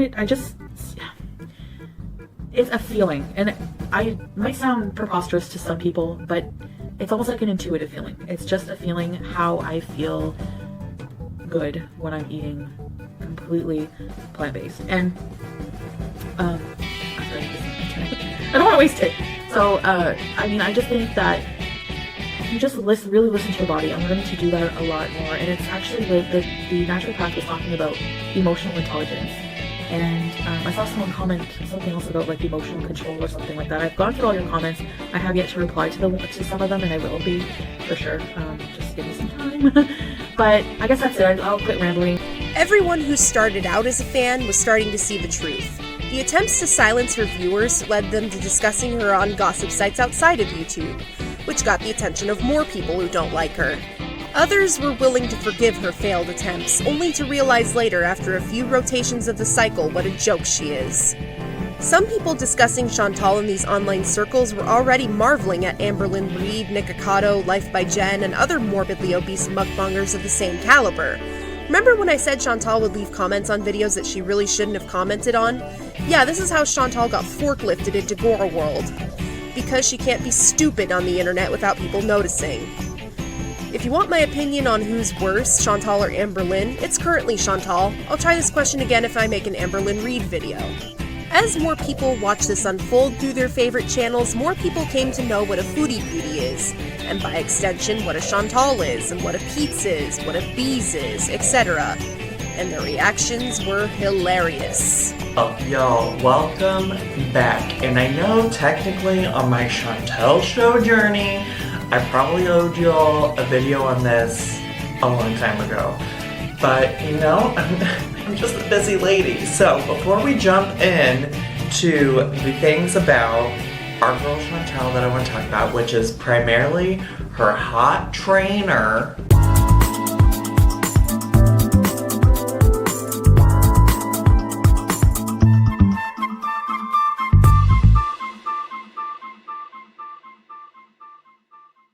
Okay, her hot trainer, he is a snack. 2 C's, a snack with a CH, however you want to spell it, he's a snack. So, I've been doing a lot of thinking and trying to be inspired about videos, and you know our girl Chantal is 100% a mess and has now posted 12 different diets that she's gonna try to go on, all of them being plant-based. She's taken videos down, she's put videos up, she's gone back and forth, she's now going back to posting some mukbangs, so you know that that's gonna be probably super helpful to her getting healthy and all of those things. And now listen, I certainly not a nutrition, a dietitian, a doctor, a nurse, I don't have a PhD in anything. So don't take this as like the gospel, the truth, the WebMD, any of those things. I just, I don't see it. But, she tries to commit saying, I'm not gonna post any more about weight loss unless, I actually am successful. But then she posted a healthy food haul. So, unless she's just trying to say this is just the food I purchase normally. But the whole video kind of talked about how she wanted to eat healthy and have that be a part of her diet and things like that.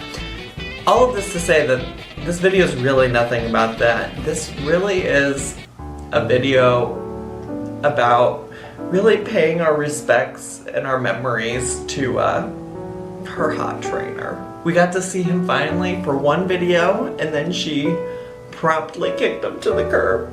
And y'all, I don't know what I'm gonna do. I was looking forward, how are you gonna give up homeboy with those thighs? He said thighs out, skies out. He was showing her how to flex those thighs.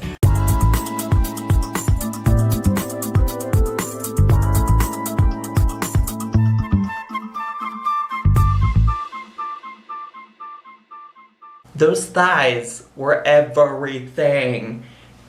Chantal girl, what? How are you gonna give that up? You have front row center access to that, and you're just gonna be bye, don't need you? Girl, he even had a relatable story. He talked about his weight loss experience. I was just literally, why are you giving this up?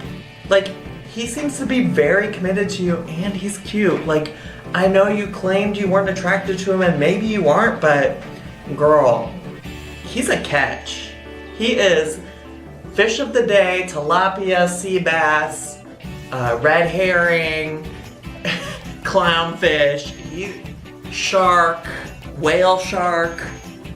He was a catch, and I feel like you're missing out, and honestly, I'm gonna miss him in the videos.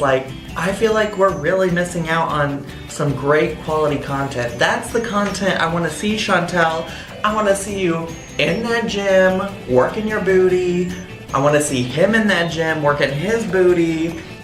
I want more of that. I know you have asked what kind of content people want, and you even made a poll, but I don't think that content strictly about your trainer was an option. So in case you're watching this, which spoiler alert, I'm sure you are, and I'm sure you'll leave a comment down below as you do on every video I post about you. But if you're watching this, that's the content. So please don't give up on him. I just really believe in your relationship with him. I believe in my potential relationship with him. Just kidding, I have a boyfriend who I'm very happy with. But I just want to see more. I don't even remember his name. What was his? You don't need a name when you look that cute. You know what I'm saying?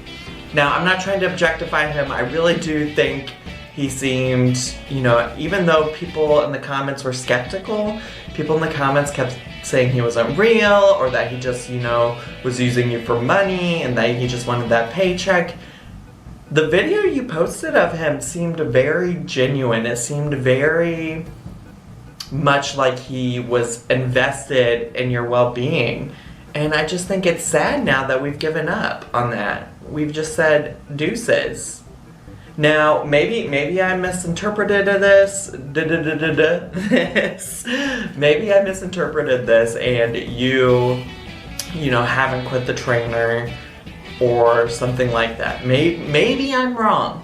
Maybe I'm wrong. But man, Y'all, we really missed out on a lot of eye candy. That's the kind of candy I want to see on your channel, Chantal. That's the kind of candy I want to see. Enter the Reactors. There are 3 generations of these guys so far, some with reputations that even warrant videos of their own.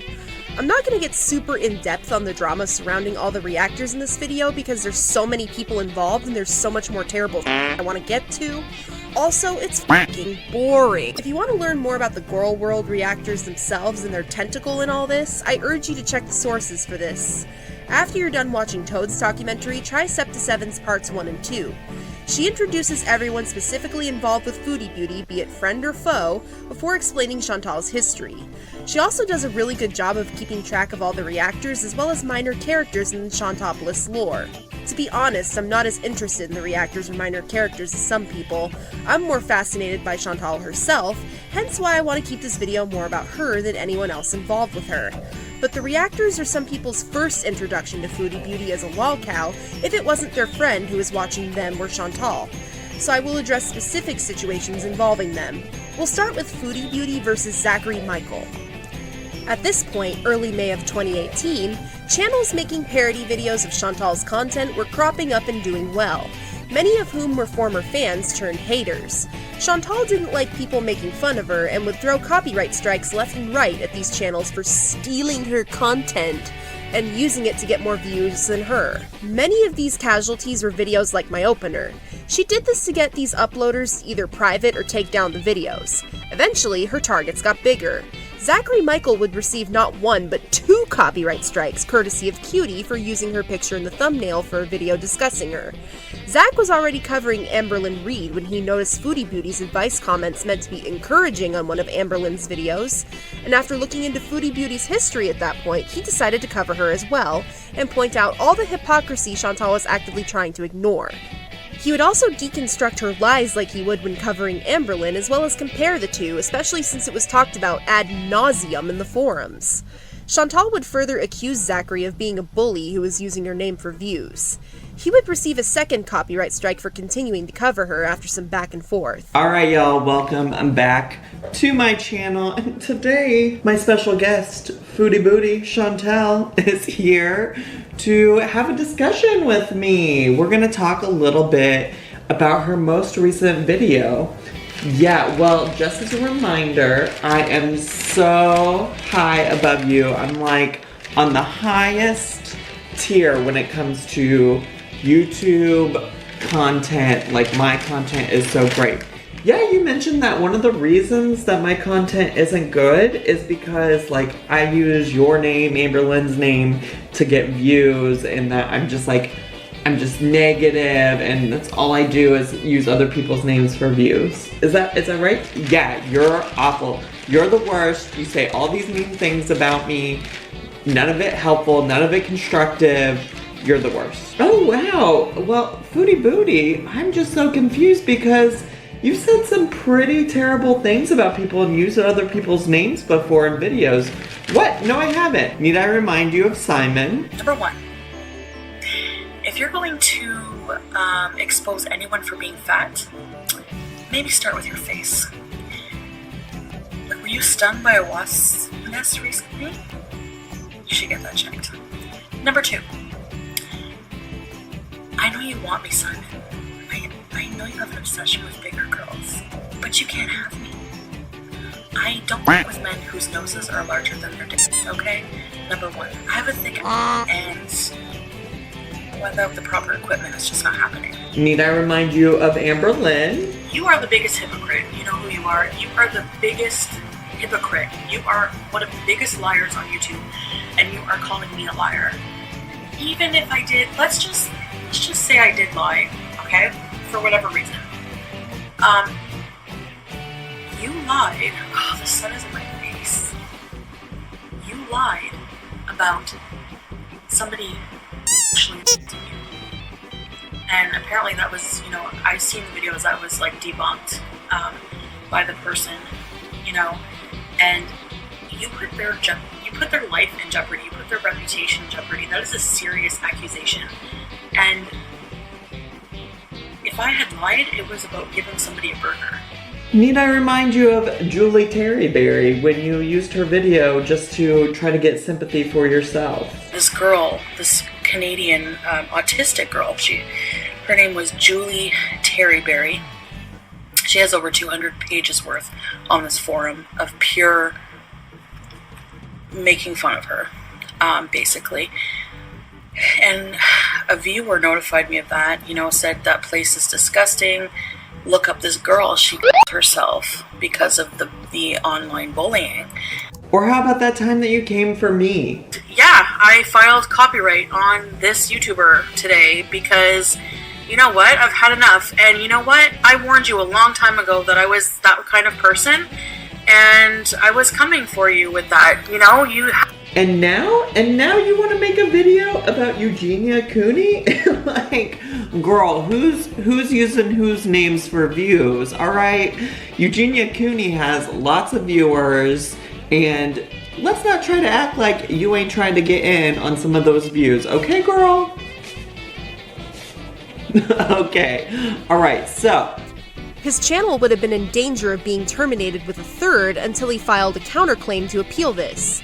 As far as doxing his full name and location, Zach didn't have much to worry about here, as both were public knowledge even during the golden era. Because Chantal's case against Zachary was laughable to begin with, and also because she didn't want to fly to the United States and pay for 2 seats on a plane for a court date she would inevitably look like a giant idiot at, the strikes were basically all for nothing. Zachary would go down in Chantopolis history as one of her hated foes that got one over on her in a satisfying way. His channel, as well as those of the Reactors, will be linked below if you guys want the whole pot of tea. But heed my warning. Spicy. As Chantal was starting to gain her online infamy, she would upload another series she called the Fat Girl Files.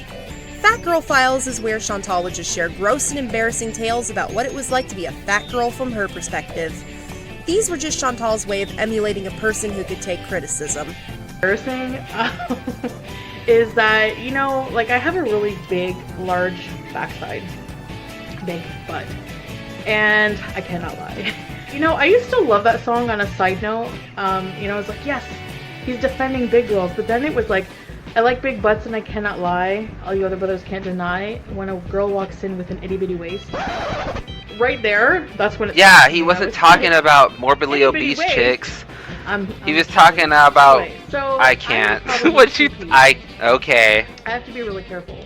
With TP? TP tends to get stuck. And... I don't know. She got dingleberries? She got dingleberries. I don't know what it is. I told you this was TMI. I hope you're all laughing at me. I'm not. I'm terrified. I'm honestly terrified. I don't notice. You don't notice dingleberries? Get intimate with a guy. Happened many times. No! No! I can't. Oh my god. She got caca TP up in her booty hole while guys are going down there? What the f? You don't check? You don't even run a hand or something? You're just living your life in your dingleberry glory? Just freaking I can't. I freaking can't, dude. Where they find a little bit of a surprise. And I think they try to be...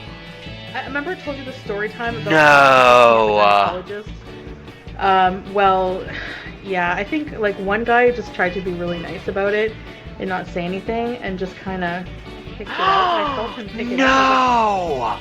He's picking her dingleberries out?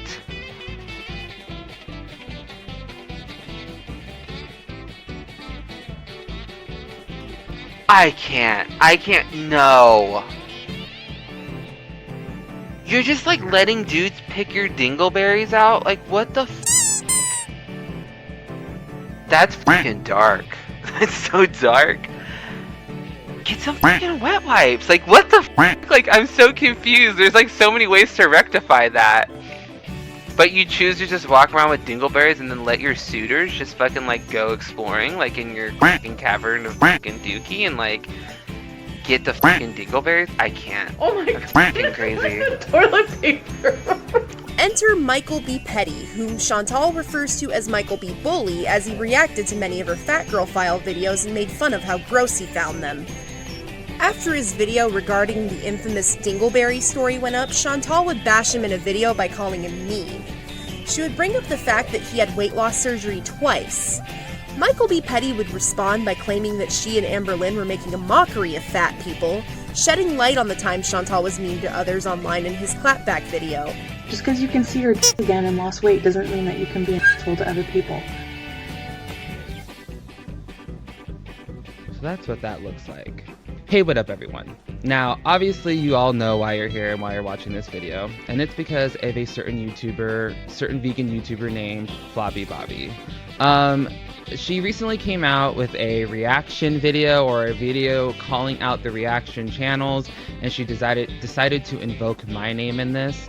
But before we get into all of that, I kind of want to set the stage for how we've come to this glorious moment in YouTube history, okay? What happened was a few of myself and a couple other creator friends decided to do AmberCon 2.0. You guys know, you probably watched AmberCon, the first one. It was funny, it was hilarious, it was what it was. I personally don't think that we were that mean or that harsh or that critical. And we're also talking about someone that falsely accused someone of raping them. So I don't really care that much if her feelings are hurt that much.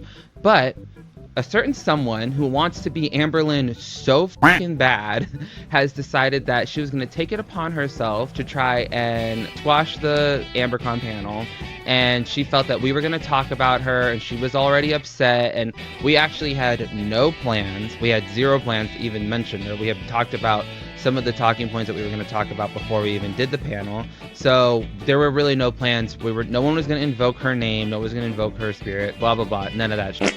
But she wants so badly to be Amberlynn Reid and to have the amount of subscribers that Amberlynn Reid has, so she decided to start putting it out there that we were these awful bullies, we were going to attack her, we were going to attack Amberlynn, da-da-da-da-da, all that good stuff.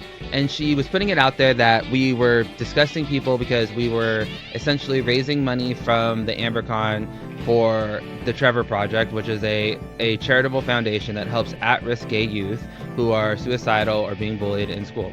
How she correlates, she even, I think I even remember her saying something along the lines of, how are these people going to bully people and then, or help kids who are being bullied from committing suicide?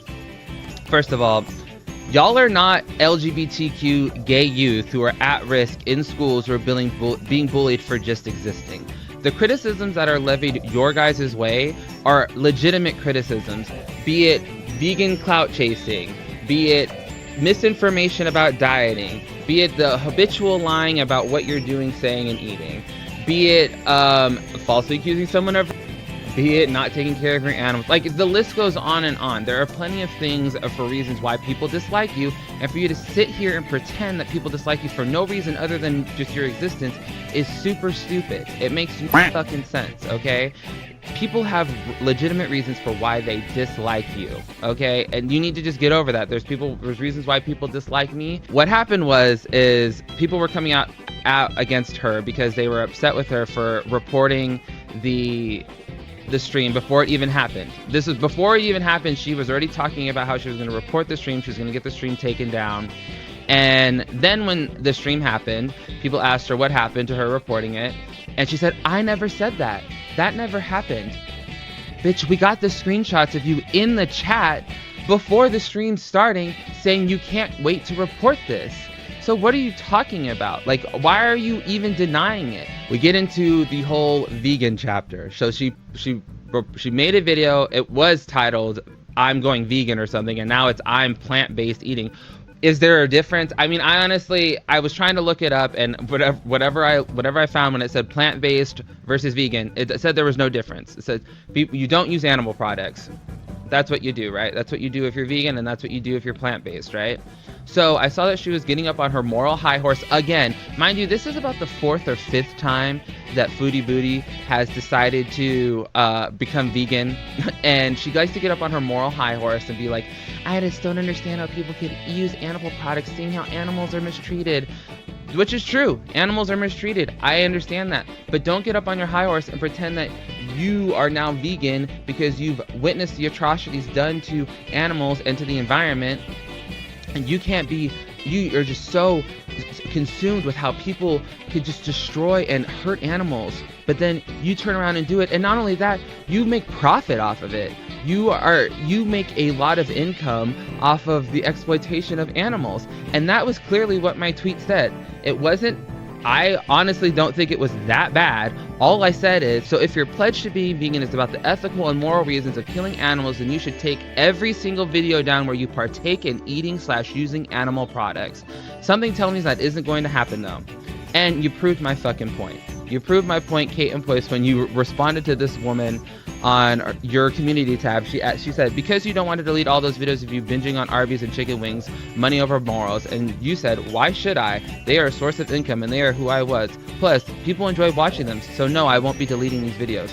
A big part of the vegan community and the plant-based community and all that stuff behind not killing animals for food and all that stuff is because of there's a lot of money in it. So you in and of yourself are a part of said industry that exploits animals. I don't know why you can't make that correlation in your brain. I don't know if there's too much lard in there or too many beef and cheddars have finally gotten to your cerebral cortex and your just critical thinking skills are no longer there.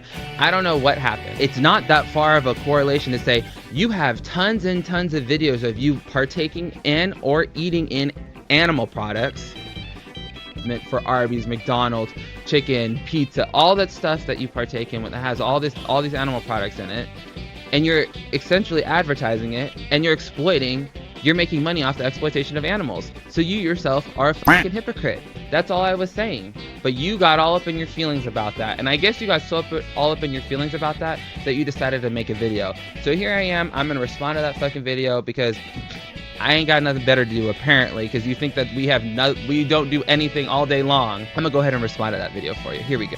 After Chantal lied to her audience about being nice and giving a homeless man food, Amberlynn Reed, who is watching Chantal, would post some tweets regarding this. Chantal would respond to Amberlynn's tweets by uploading a rant video slamming Amberlynn for all the time she lied to her viewers, claiming the hate she was getting from the reactors was justified. And after giving Zach his second copyright strike, she would go on to defend Amberlynn in yet another video. Michael and Zach would call her out for this and more. Chantal would of course film herself stuffing her faces and boo-hoo about these detractors and others every chance she got, and then upload this to the internet. And then the reactors would clap back at her, which got the attention of more people like myself who enjoy some good old-fashioned trash TV. Her content did not change despite all of this. She was getting so much backlash from her viewers in her comments section, she was very likely paying for bots to balance things out, since her sock puppet accounts weren't working. During both of her vegan phases in 2018 and 2019, she would binge eat animal products off camera while vehemently virtue signaling for veganism. There was that time she ate chicken in one of her mukbangs and lied about it being plant-based, only to confess to it being real meat later in one of her frequent apology videos. Alright, hi guys. So alright, so this is gonna be a video of me owning some lies, owning some things that I've done, and I'm doing this because, I mean, I could probably have gotten away with not ever being truthful with you guys. I'm doing this because I don't want to be that person.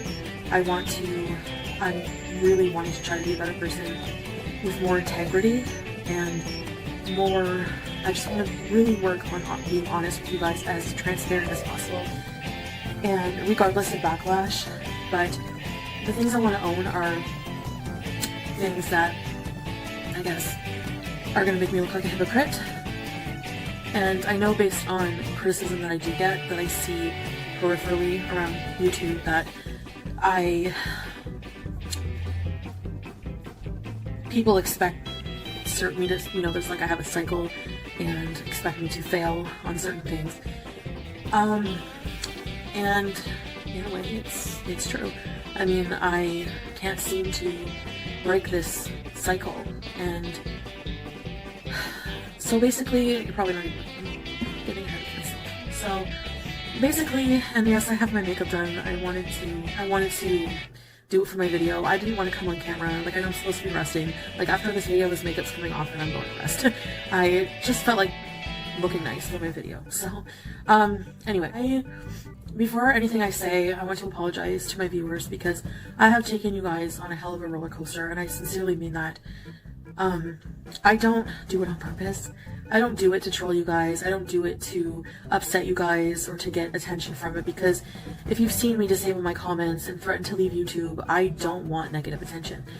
And I know that it's completely having negative attention is unavoidable on YouTube, and so I'm going to try to concern my less with what people are saying about me. That comes with it. But at the same time, I do want to own whenever I make a mistake or I feel like I owe you guys an apology for something I did. Because, and I think that's why, you know, I feel like YouTubers are normal people, right? Like, I'm very flawed. I'm trying to figure myself out. And whenever you're on YouTube, your flaws get magnified times 10 or 100. And so it's just really been really hard for me. But one thing that I will admit to, and that is that I have been binging. And I've been binging on dairy and chicken. So, even though I've been to the animal farm and I've pet the animals and I mean, I don't eat goat or lamb or anything, but even though I felt they're beating hard, I've looked in their eyes, I've seen the cruelty, it's just, it doesn't seem to ever be enough for me to, it's just never enough. Like, it's just like, knowing that all this cruelty takes place is just like, it doesn't cure my food addiction.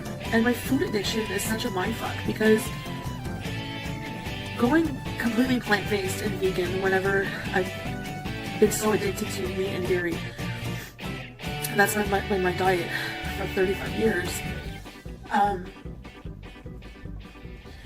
Like I said, because morally and ethically I feel so bad for the animals.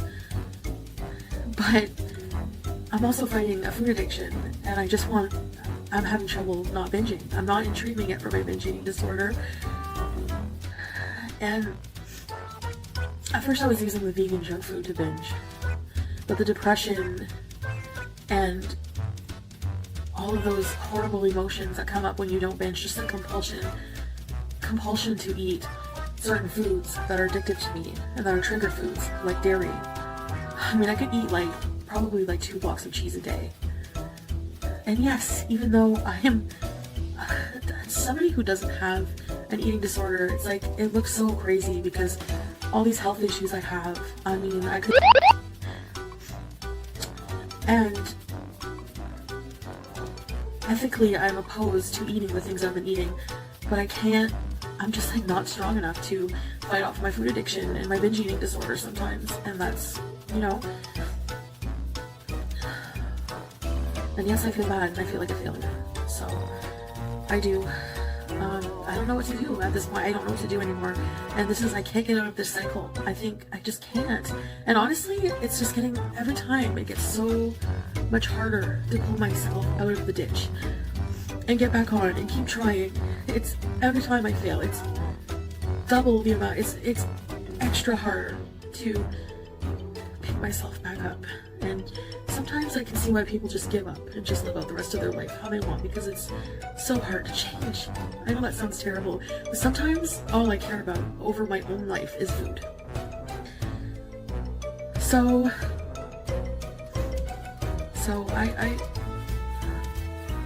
I'm just a mess, as usual. I just want to eat. That's all I want to do right now. I just want to eat. I mean, I know, I don't know. It's crazy. And even to me, deep down, I know how crazy it is. Like I said, when I was at the ER, and I was in a wheelchair, having just been told that I have blood clots in my lungs and couldn't. When I was waiting for Bibi to pick me up at the emergency exit, there was a vending machine, and I just was looking at the food, and that's all I could think about.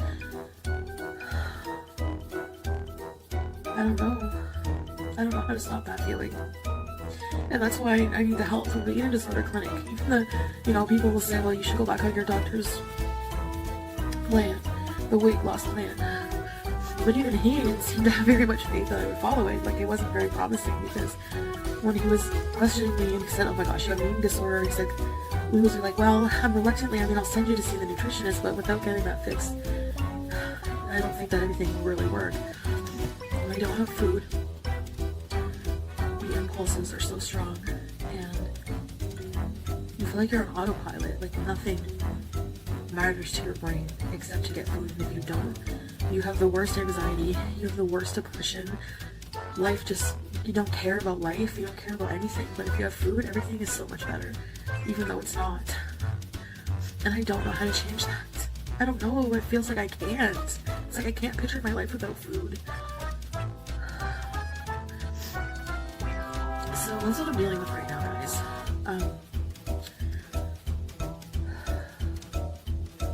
And you know, I'm sharing this with the internet because as much as hate I'm gonna get for this, sadly, there's more people on the internet who can relate and who know what I'm going through than in my real life.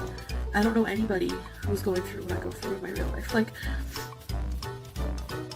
when I'm at a family gathering or anything like that, or with friends, they eat their meal and they're satisfied, and I'm still obsessing about what I'm gonna have later because I'm still hungry.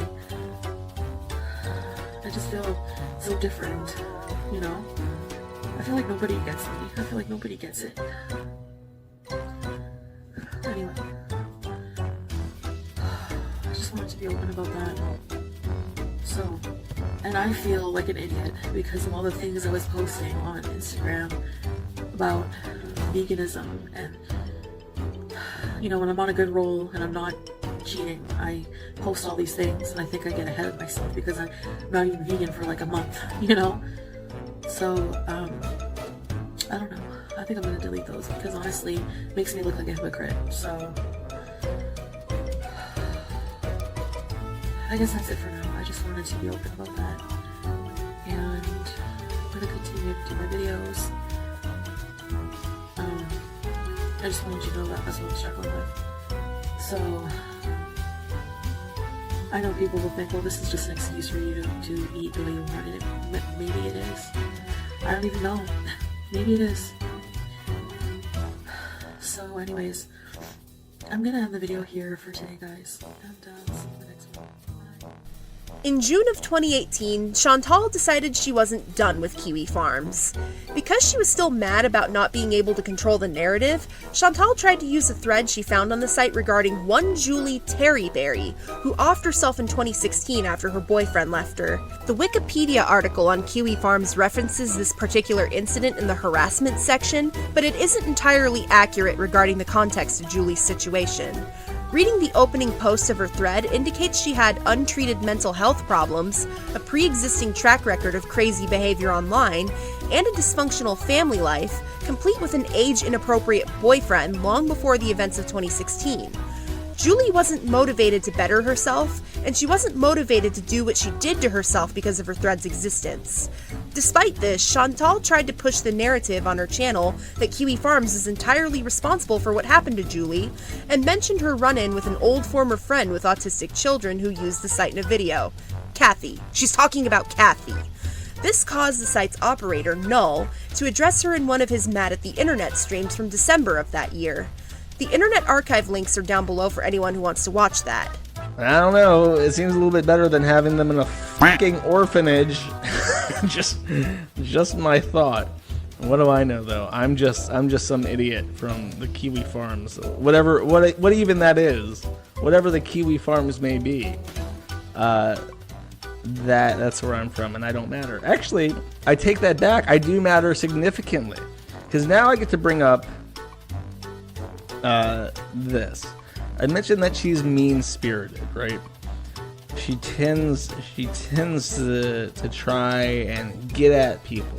Tries to make them hurt when she doesn't like them. Well, I happen to have a cute little encounter with this person.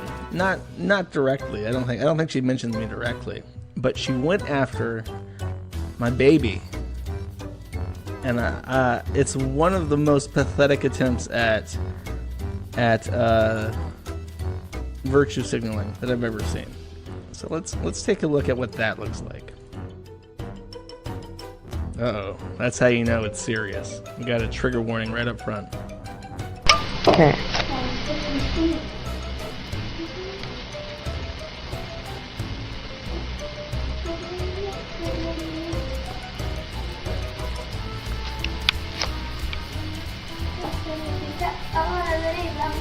I think this is her as a kid. I have no idea what this has to do with anything though. Hey guys, today's video I'm gonna put a trigger warning because it may be triggering for some people. It talks about somebody's and I just want to really bring awareness to this. Jump scare. This actually really affected me on a level that, I mean, I just feel like I need to do something about it. I don't know, just like give her even just a moment of time. Let's take a second. This is a very serious video on a very serious subject, but 1, 2, 3, 3 chins. Sorry. Awareness to her situation. A viewer. So there's a forum, Kiwifarms, that goes around and makes fun of. I thought you didn't know what it was. Basically, people that it gives them somewhere they can go and safely make fun of people, dox people, which doxing is putting out people's personal information. They have 700 pages on Amber Lynn Reed. I have a page. And then this girl, full disclosure, Canadian autistic girl. Her name was Julie Terryberry. She has over 200 pages worth. Couldn't find a better picture. Of pure, really making fun of her, basically. And a viewer notified me of that. You know, said that place is disgusting. Look up this girl. She herself because of the online bullying. So Julie Terryberry, all right, she herself because of all of the. Now one would argue that, you know, she was suicidal to begin with. So basically, I'll just insert screenshots of her Kiwifarms page. You can look it all up. It's all there. Julie Terryberry, a Canadian autist living in a shed. So 200 pages worth. This is like an anti-Kiwifarms video. You know, like when you take up a Kiwifarms thread and you just read through it, like a bunch of people do. And then you make jokes about it. This is like the virtue signaling version of that. You take up a thread and you whine about it for 7 minutes. Bullying a girl with, let's see, they list her problems, so they're well aware of them. Julie has ADHD, Asperger's, autism, is suicidal, emotional and mental train wreck. So they proceed to go for 200 pages worth of putting up pictures of her when she's herself, just downright disgusting. And it's like, then over here we have her obituary. She was 19 when she herself. Sure, she may have been suicidal, but I'm sure being bullied to that extent doesn't help. And you know what? You know what the Kiwifarms response was? I saw a comment somebody posted asking about the. Somebody wrote, "I'm going back to jerking off. This is ridiculous." How our community handles. Basically, there's a whole page on it. Don't let your emotions get the best of you. It's fucking embarrassing for you. It's embarrassing to feel for another human being. My mic was muted. I'm so dumb. I said, I wonder who wrote this post that she was reading now. Because you're being a shitty person and causing them to get themselves. I'm just like, I knew it was bad, but I didn't realize it was this bad. And you know what the up thing is? I know someone on there, used to be a friend of mine, who has autistic Calling you children, out, Nanny. and posts on there all day long, or at least used to. I don't know, I haven't been on there in a while, but used to post on there every day. That could be your kid. That could be your kid. Actually, she kind of looks like the daughter of someone I know.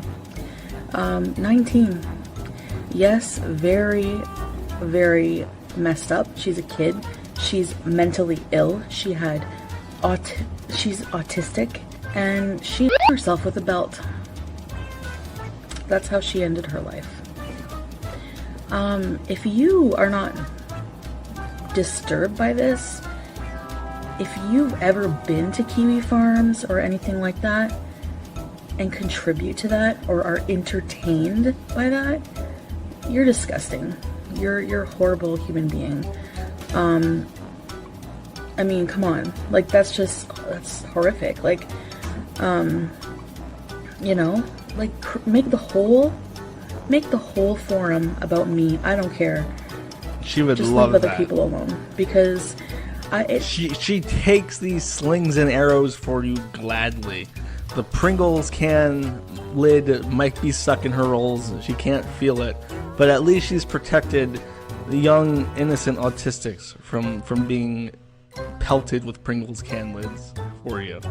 It's scary to me. I've had viewers who have messaged me or emailed me, and they're like, you know, just watching your videos prevents me from taking my life. I'm super, and it's like, I don't believe that for a second. I don't remember her saying that. Oh jeez, how embarrassing. How embarrassing to say that.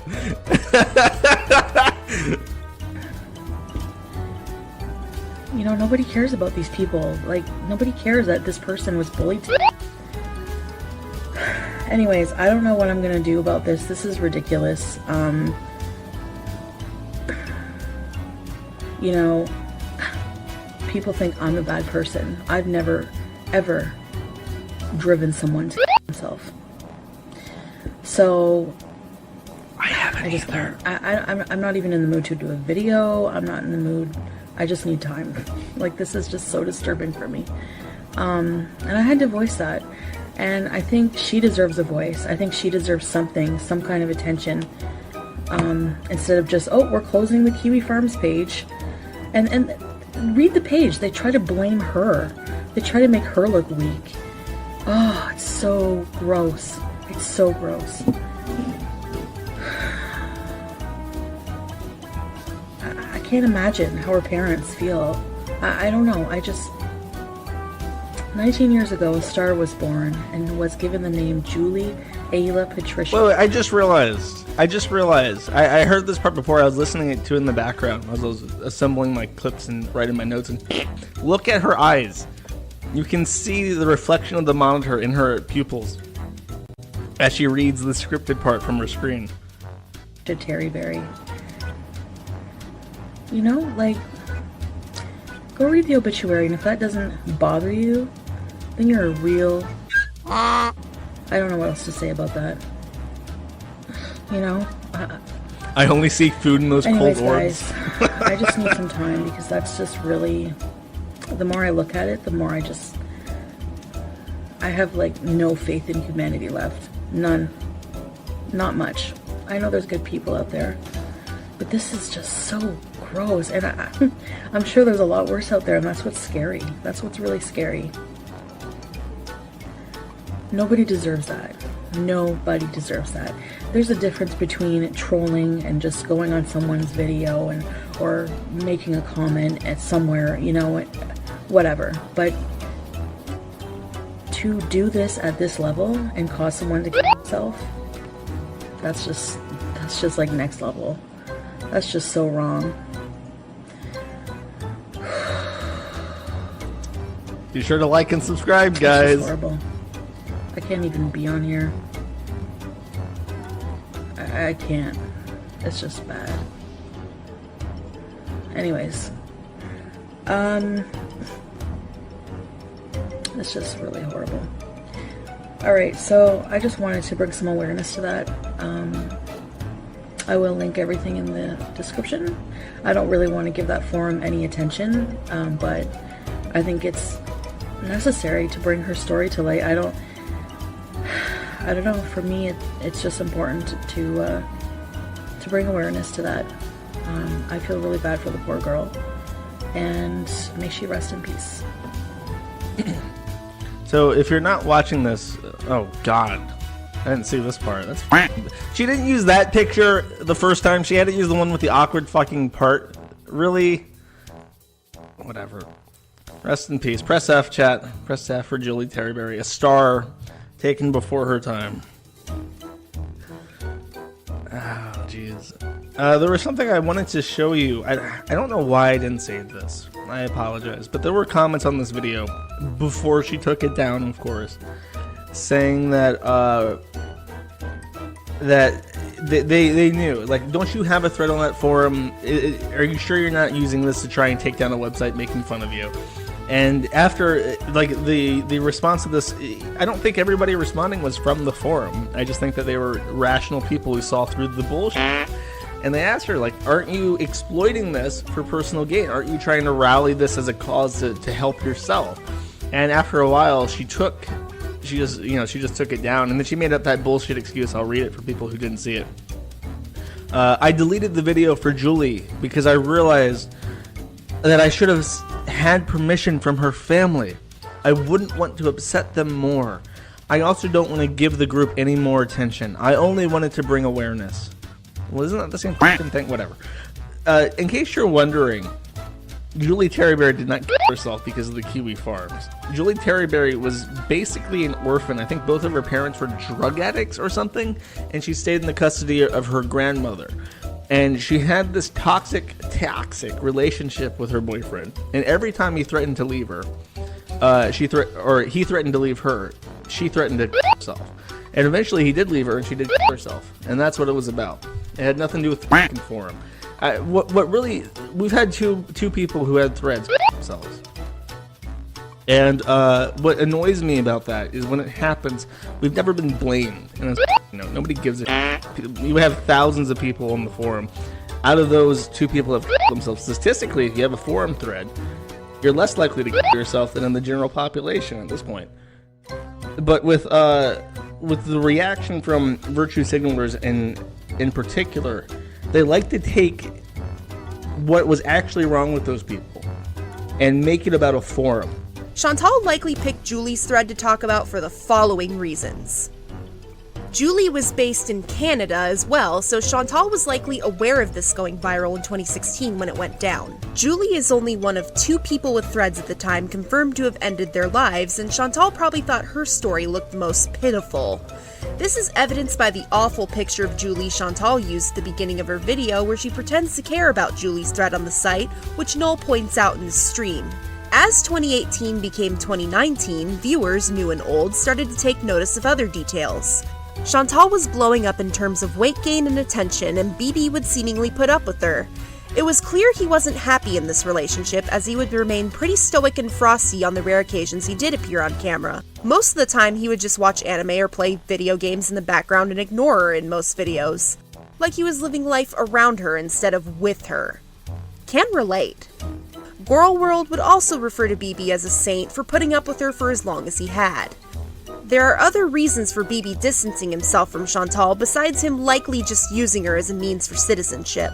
Because Chantal thinks she knows better than the doctors, she wasn't keeping her health in check. One thing she actually was diagnosed with was ovarian cysts, PCOS to be more specific. And Bibi? He wanted to spawn like 5 more just like him. She would also claim in a video to have had her gallbladder removed on another occasion. She was also diagnosed with lung clots, thus resulting in her haters dubbing her with the nickname Clotso in addition to all the other ones they call her. Remember when I said FoodieBeauty made a separate channel for weight loss and one for mukbangs, 2 channels which were really one giant channel? Another problem her audience had with her was in regards to all the alternative health remedies she was trying and promoting that clearly weren't working. Chantal would buy into pseudoscience instead of listening to a professional on how to manage her health properly. These ovarian cysts would eventually become full-on tumors that required surgery. Another thing she was diagnosed with was sleep apnea, and she has the CPAP to prove it. Anyone who uses a CPAP or those with a loved one who uses one of these will tell you how loud the machine is. Mostly because said loved one or whoever is married to them is always quick to remind you of how loud the thing is every time you come over.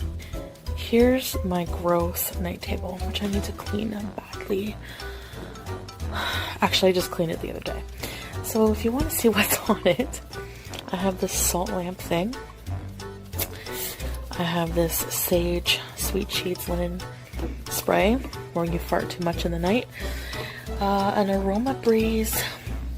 It's unplugged right now, but I had it going. It's like mister.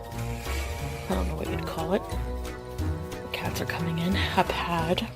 Don't even know why that's there. Eaton Magnum ice cream bar. Some Sony headphones. Some alcohol swabs to clean this thing. Some glasses. Oil from, it's a diffuser, that's what it is, diffuser. Some peppermint foot spray. Glass of water. And this is my machine. My CPAP machine. I keep it here on the bedside table. On my bedside table, so that's and there's like a stain on the wall back there. I don't know what that is. Really don't know. Really don't want to know. Anyway. Eventually, she got a hysterectomy surgery date for October 3rd of 2019, but that ended up being delayed because they were dealing with more severe cases, and her own could be rescheduled. She totally wasn't fuming here, I promise. Okay guys, I'm here. I'm just in the prep area, and my surgery is scheduled for 1:10 to 3:20. So I'm all set with these two gowns that are not plus size. And that's it. So when you see me again, I'll be in the recovery or in my room recovering. There's Bibi. So I have my family here with me, my mom, my aunt, and Bibi, and I'll see you guys. Wish me luck. Bye. Hey guys, so my surgery is going to be delayed because the first surgery that the doctor's doing is delayed, and there's still another person before me. He's going to come talk to me at around 1. It's 12:40 now. They gave me some pain meds to start me on pain control. They gave me 3 Tylenol and 2 capsules of something that made me a bit drowsy, so it's all up to you guys when I can. Hey guys, so I have some kind of bad news, I guess. So they canceled my surgery. The surgeon came in, the doctor said I was scheduled for 11, my surgery was at 1:20, but there was 2 people before me, and he hadn't even been on the second person yet, and that was going to be a long case, complex case. I understand it was more urgent, so he's like, you know, you've had this for a while. He's like, I'm not worried about it, so hey, you know, I'm pretty good with that. And I have, just for people who don't believe me, I guess, not that it really matters, but I have my hospital bracelet still on and my allergy bracelet, allergic to penicillin. So Bibi took 2 weeks off of work for nothing, and I don't know when it's going to be rescheduled. It could be next week, it could be a month, so I don't know. But they gave me some pretty good, I had so much pain from my period, and they gave me some good pain meds, so that helped a bit. So I'm so hungry right now, so we're gonna go out for lunch, my mom, my aunt, and Bibi. So we're gonna have Red Lobster. So, and then I'm gonna go home and cuddle my cats. So just wanted to let you know, I guess until I find out more, I'll just resume my videos as per usual. And it actually is really exciting because it means that, you know, I can do Halloween stuff, which is really awesome. So I'm gonna work on that, and I'll, because I hadn't anticipated doing any videos for October, but now that I can, I will definitely. So if there's anything you really want to see, comment below, and I'll try to make it work. So love you guys, and thank you so much for all your well wishes. I read them all, and I was so overwhelmed with the love. So I really thank you, and I will see you next time. Bye guys. Yup. This means that Bibi took 2 weeks off for Chantal to have surgery, only for it to be completely pointless. So, upcoming surgery and possible breakup on the horizon after months of failed dieting, drama, and virtue signaling. What's a girl to do? Another mukbang video, duh! As a result of this poor decision, FoodieBeauty was once again thrust into controversy. This is by far one of the most infamous incidents involving FoodieBeauty's entire career, as it ended up being the first of her videos to make mainstream news. It was also some people's first introduction to FoodieBeauty.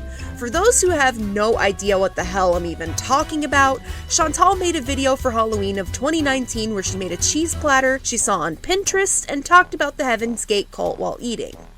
Mystery Mondays was a thing she did regularly on her channel and still does to this very day, but not as regularly as she used to. This was just mukbangs where Chantal talked about true crime cases that were already covered by better channels. The cases featured in these mukbang videos were poorly researched to begin with many important details relevant to the story being left out so Chantal could stuff her faces. But what made the cheese graveyard video so infamous, aside from the fact she couldn't utilize like 2 toothpicks or raw spaghetti noodles to make a simple cheese cube cross. Well, it didn't turn out great because the Leicester cheese is crumbly. I should have known that old cheese would crumble more than normal cheddar or something like that. So, not a very firm cheese like I thought it was. So I'm just using it to make bricks. So no crosses, unfortunately, but my coffin turned out pretty well. Bibi helped me sculpt that. Some grapes and these little tombstones made with the pumpkin spice and some delicious bread, so let's eat. In fact, she couldn't remember Frankenstein's name, opting to call her nutcracker Marshall. I'm having grape juice.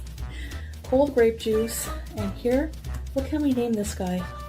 Let's name him Marshall. And that's inspired by what I'm about to talk about. And the video was so filling I couldn't finish it in one sitting, was that she was flashing case photos of the deceased on screen in distasteful fashion, and then followed that up with talking about how good her pumpkin spiced aged cheddar was. To top it all off, her Halloween costume was a ratty, ill-fitting neon pink wig. Her words, not mine. Hey guys, hey, how are you?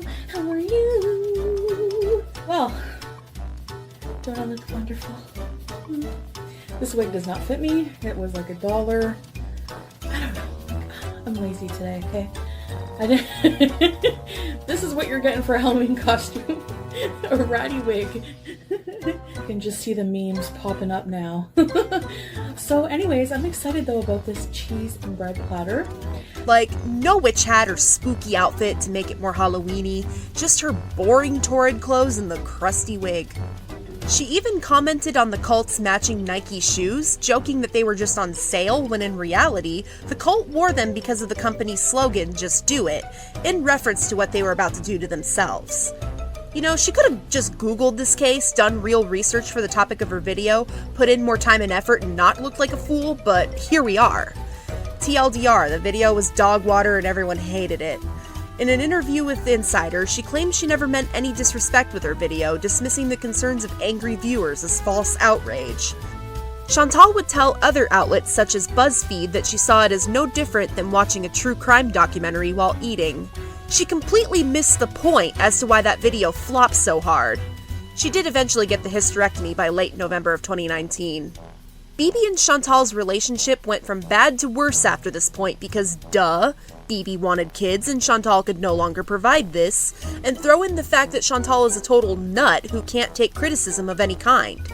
Even if Bibi was only with Chantal for the reasons he was, he could always be doing exactly that with somebody else who's less out of their mind. Whether or not you think Bibi actually loves Chantal is irrelevant. If the email she sent Kathy mentioning Bibi's citizenship were anything to go by, Bibi really didn't need Chantal at that point if he was indeed using her for permanent residency. Kathy would also confirm that Chantal cheated on Bibi while they were serious, just like she did with Peetz. No wonder the guy was so distant, despite living in the same house with her. The final straw in their relationship came in January of 2020, where Chantal uploaded a depressing New Year's vlog in a hotel room for a 2-day stay. She claimed she was visiting family and spending time with a female friend she often bailed on. It was originally assumed she was alone and miserable in her hotel room until she revealed on stream that she wasn't. Miserable? Always. But definitely not alone. Her stream suspiciously cut out because someone walked in while she was live, and because she knew she was going to have to explain this to her audience, she revealed who came into her room when she shut off the camera. Turns out she wasn't hanging out with a female friend at all, and this feller answered her booty call. He even had a key to this room, hence him coming in so suddenly. Chantal could not refute what everybody was thinking. That's right, dear viewers, she spent New Year's of 2020 cheating on Bibi at a hotel. Multiple choice quiz time. Who was Chantal in a hotel room with over New Year's of 2020 while Bibi was stuck at work? Was it A, an armless homeless man? B, Ricky from Trailer Park Boys? C, an ex-boyfriend? Or D, a hapless pizza delivery guy she held hostage who made his epic escape from her room during a live stream 2 days later? You have 10 seconds.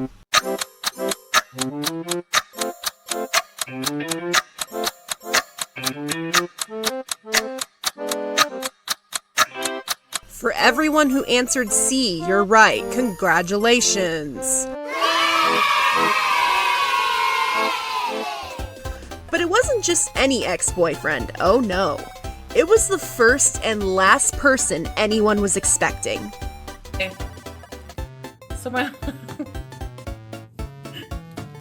my last live. What are you doing? My last live cut out because somebody came in that I wasn't expecting.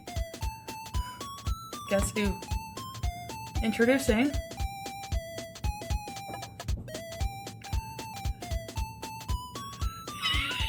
Hi.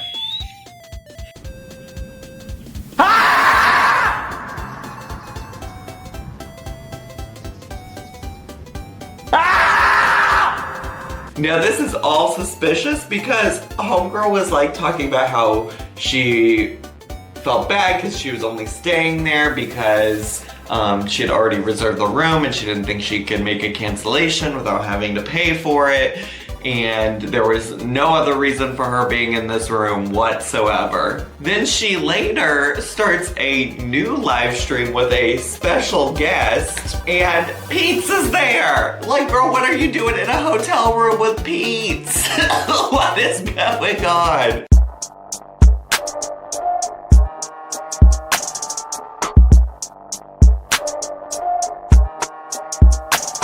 So she claims there's nothing suspicious about this at all. Ma'am, I don't know if I believe that, but she claims there's nothing suspicious. She says that, you know, they were just sharing a hotel room to share costs because he wanted to come up and see his family and his cat, which is also odd because she was just complaining about how she had to pay for this whole hotel room, blah, blah, blah, blah, blah. And it's like, girl, why are you lying? And she's like, it's not suspicious, but if it's not suspicious, if there's nothing to be worried about, like, why would you lie about Peetz being there? Like, you allegedly do stuff with Peetz platonically all the time. Literally all the time. We see him in your vlogs doing platonic stuff with you all the time. So why now are we suddenly lying when y'all are staying in a hotel room together? Suspicious. That's all I gotta say about that. You wanna say it's not suspicious? It doesn't take an expert to know exactly what was going on there. Them being in that hotel room together had to have been planned from the very beginning. For everyone new to Gorlworld, first of all, pick your jaw up off the floor, you're listening to this at work, okay? Second, if you think this is bad, you have absolutely no idea what's in store for you later. Final warning before we get there. By February 8th of 2020, Bibi officially broke up with Chantal and rightfully booted her from his apartment. Hey guys, so, I know that I look like shit right now, and I'm gonna try to talk and not cry. Or maybe I'm just gonna cry. I'm kind of just tired of being silent about it because I think it's a big reason why I'm so messed up. And I feel like I should tell you guys because you're my audience and I share my life with you. And, I have something to tell you guys, I guess talk about what's going on, and it's not easy to talk about. I've kind of just been like bottling it in and like brushing it off like it's okay. So, Bibi and I decided to break up. Or, I guess it's like out of necessity because it's just the way. I don't want to talk badly about him. I don't really want to go into too much detail to respect his privacy. But I think a lot of you could see our dynamic, and it's changed a lot over the years. We've been together for like 8 years, and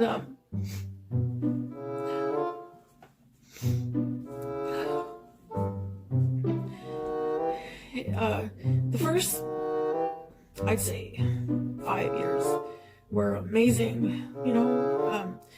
I never thought that I've ever been so in love with anybody, and you know, when you're first in love, that feeling. Are you coming to cheer up, mommy?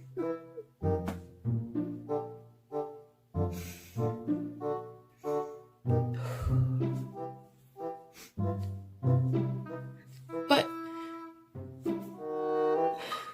it just, I guess, like, same thing with Peetz, well, not the same thing with what happened with Peetz, but after about 7 years, you know, get that 7-year itch, I guess, I don't know. I still love Bibi. I know he still has love for me, or at least cares about me, but I don't think that we're in love with each other anymore.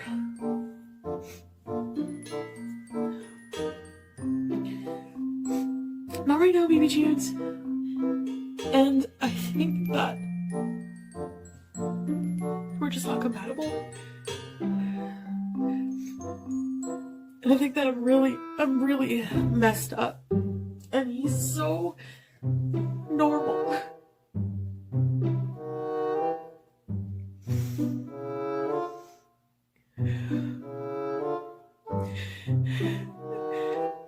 And I can tell that he's not happy.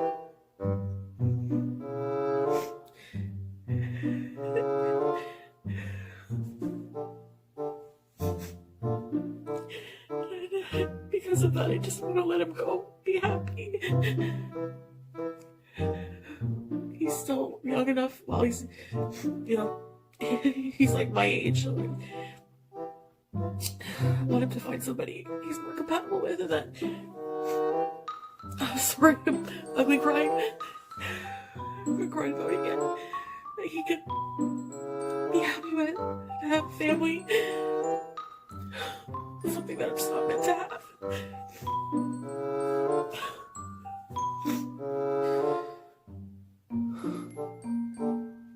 My life just really sucks right now. I think when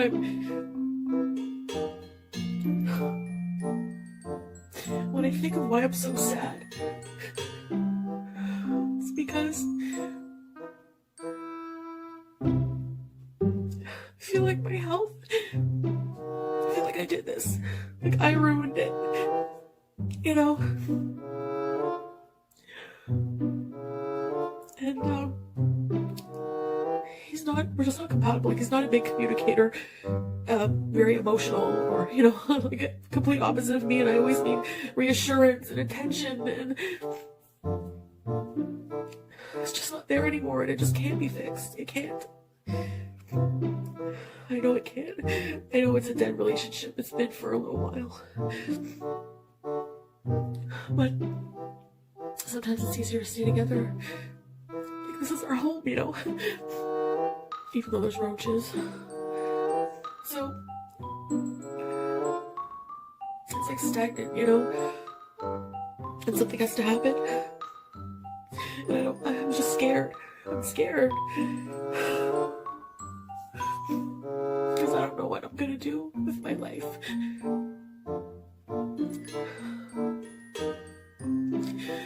You know? I have so much I have to do, and I just feel so overwhelmed. And I feel alone. Even though people offer me help, I don't feel connected to them, you know? I feel like I just want to go live with my aunt in Jamaica for like a while. But I have my cats. I can't leave my cats. I could never leave my cats. It is speculated by Chantologists that she used Peetz's credit to purchase what the community called the luxury villa, or the luxury fart box, depending on who you ask. That's right, Chantal and Peetz, yeah, they were once again living together in a new place. What could possibly go wrong now? Well, let me tell you.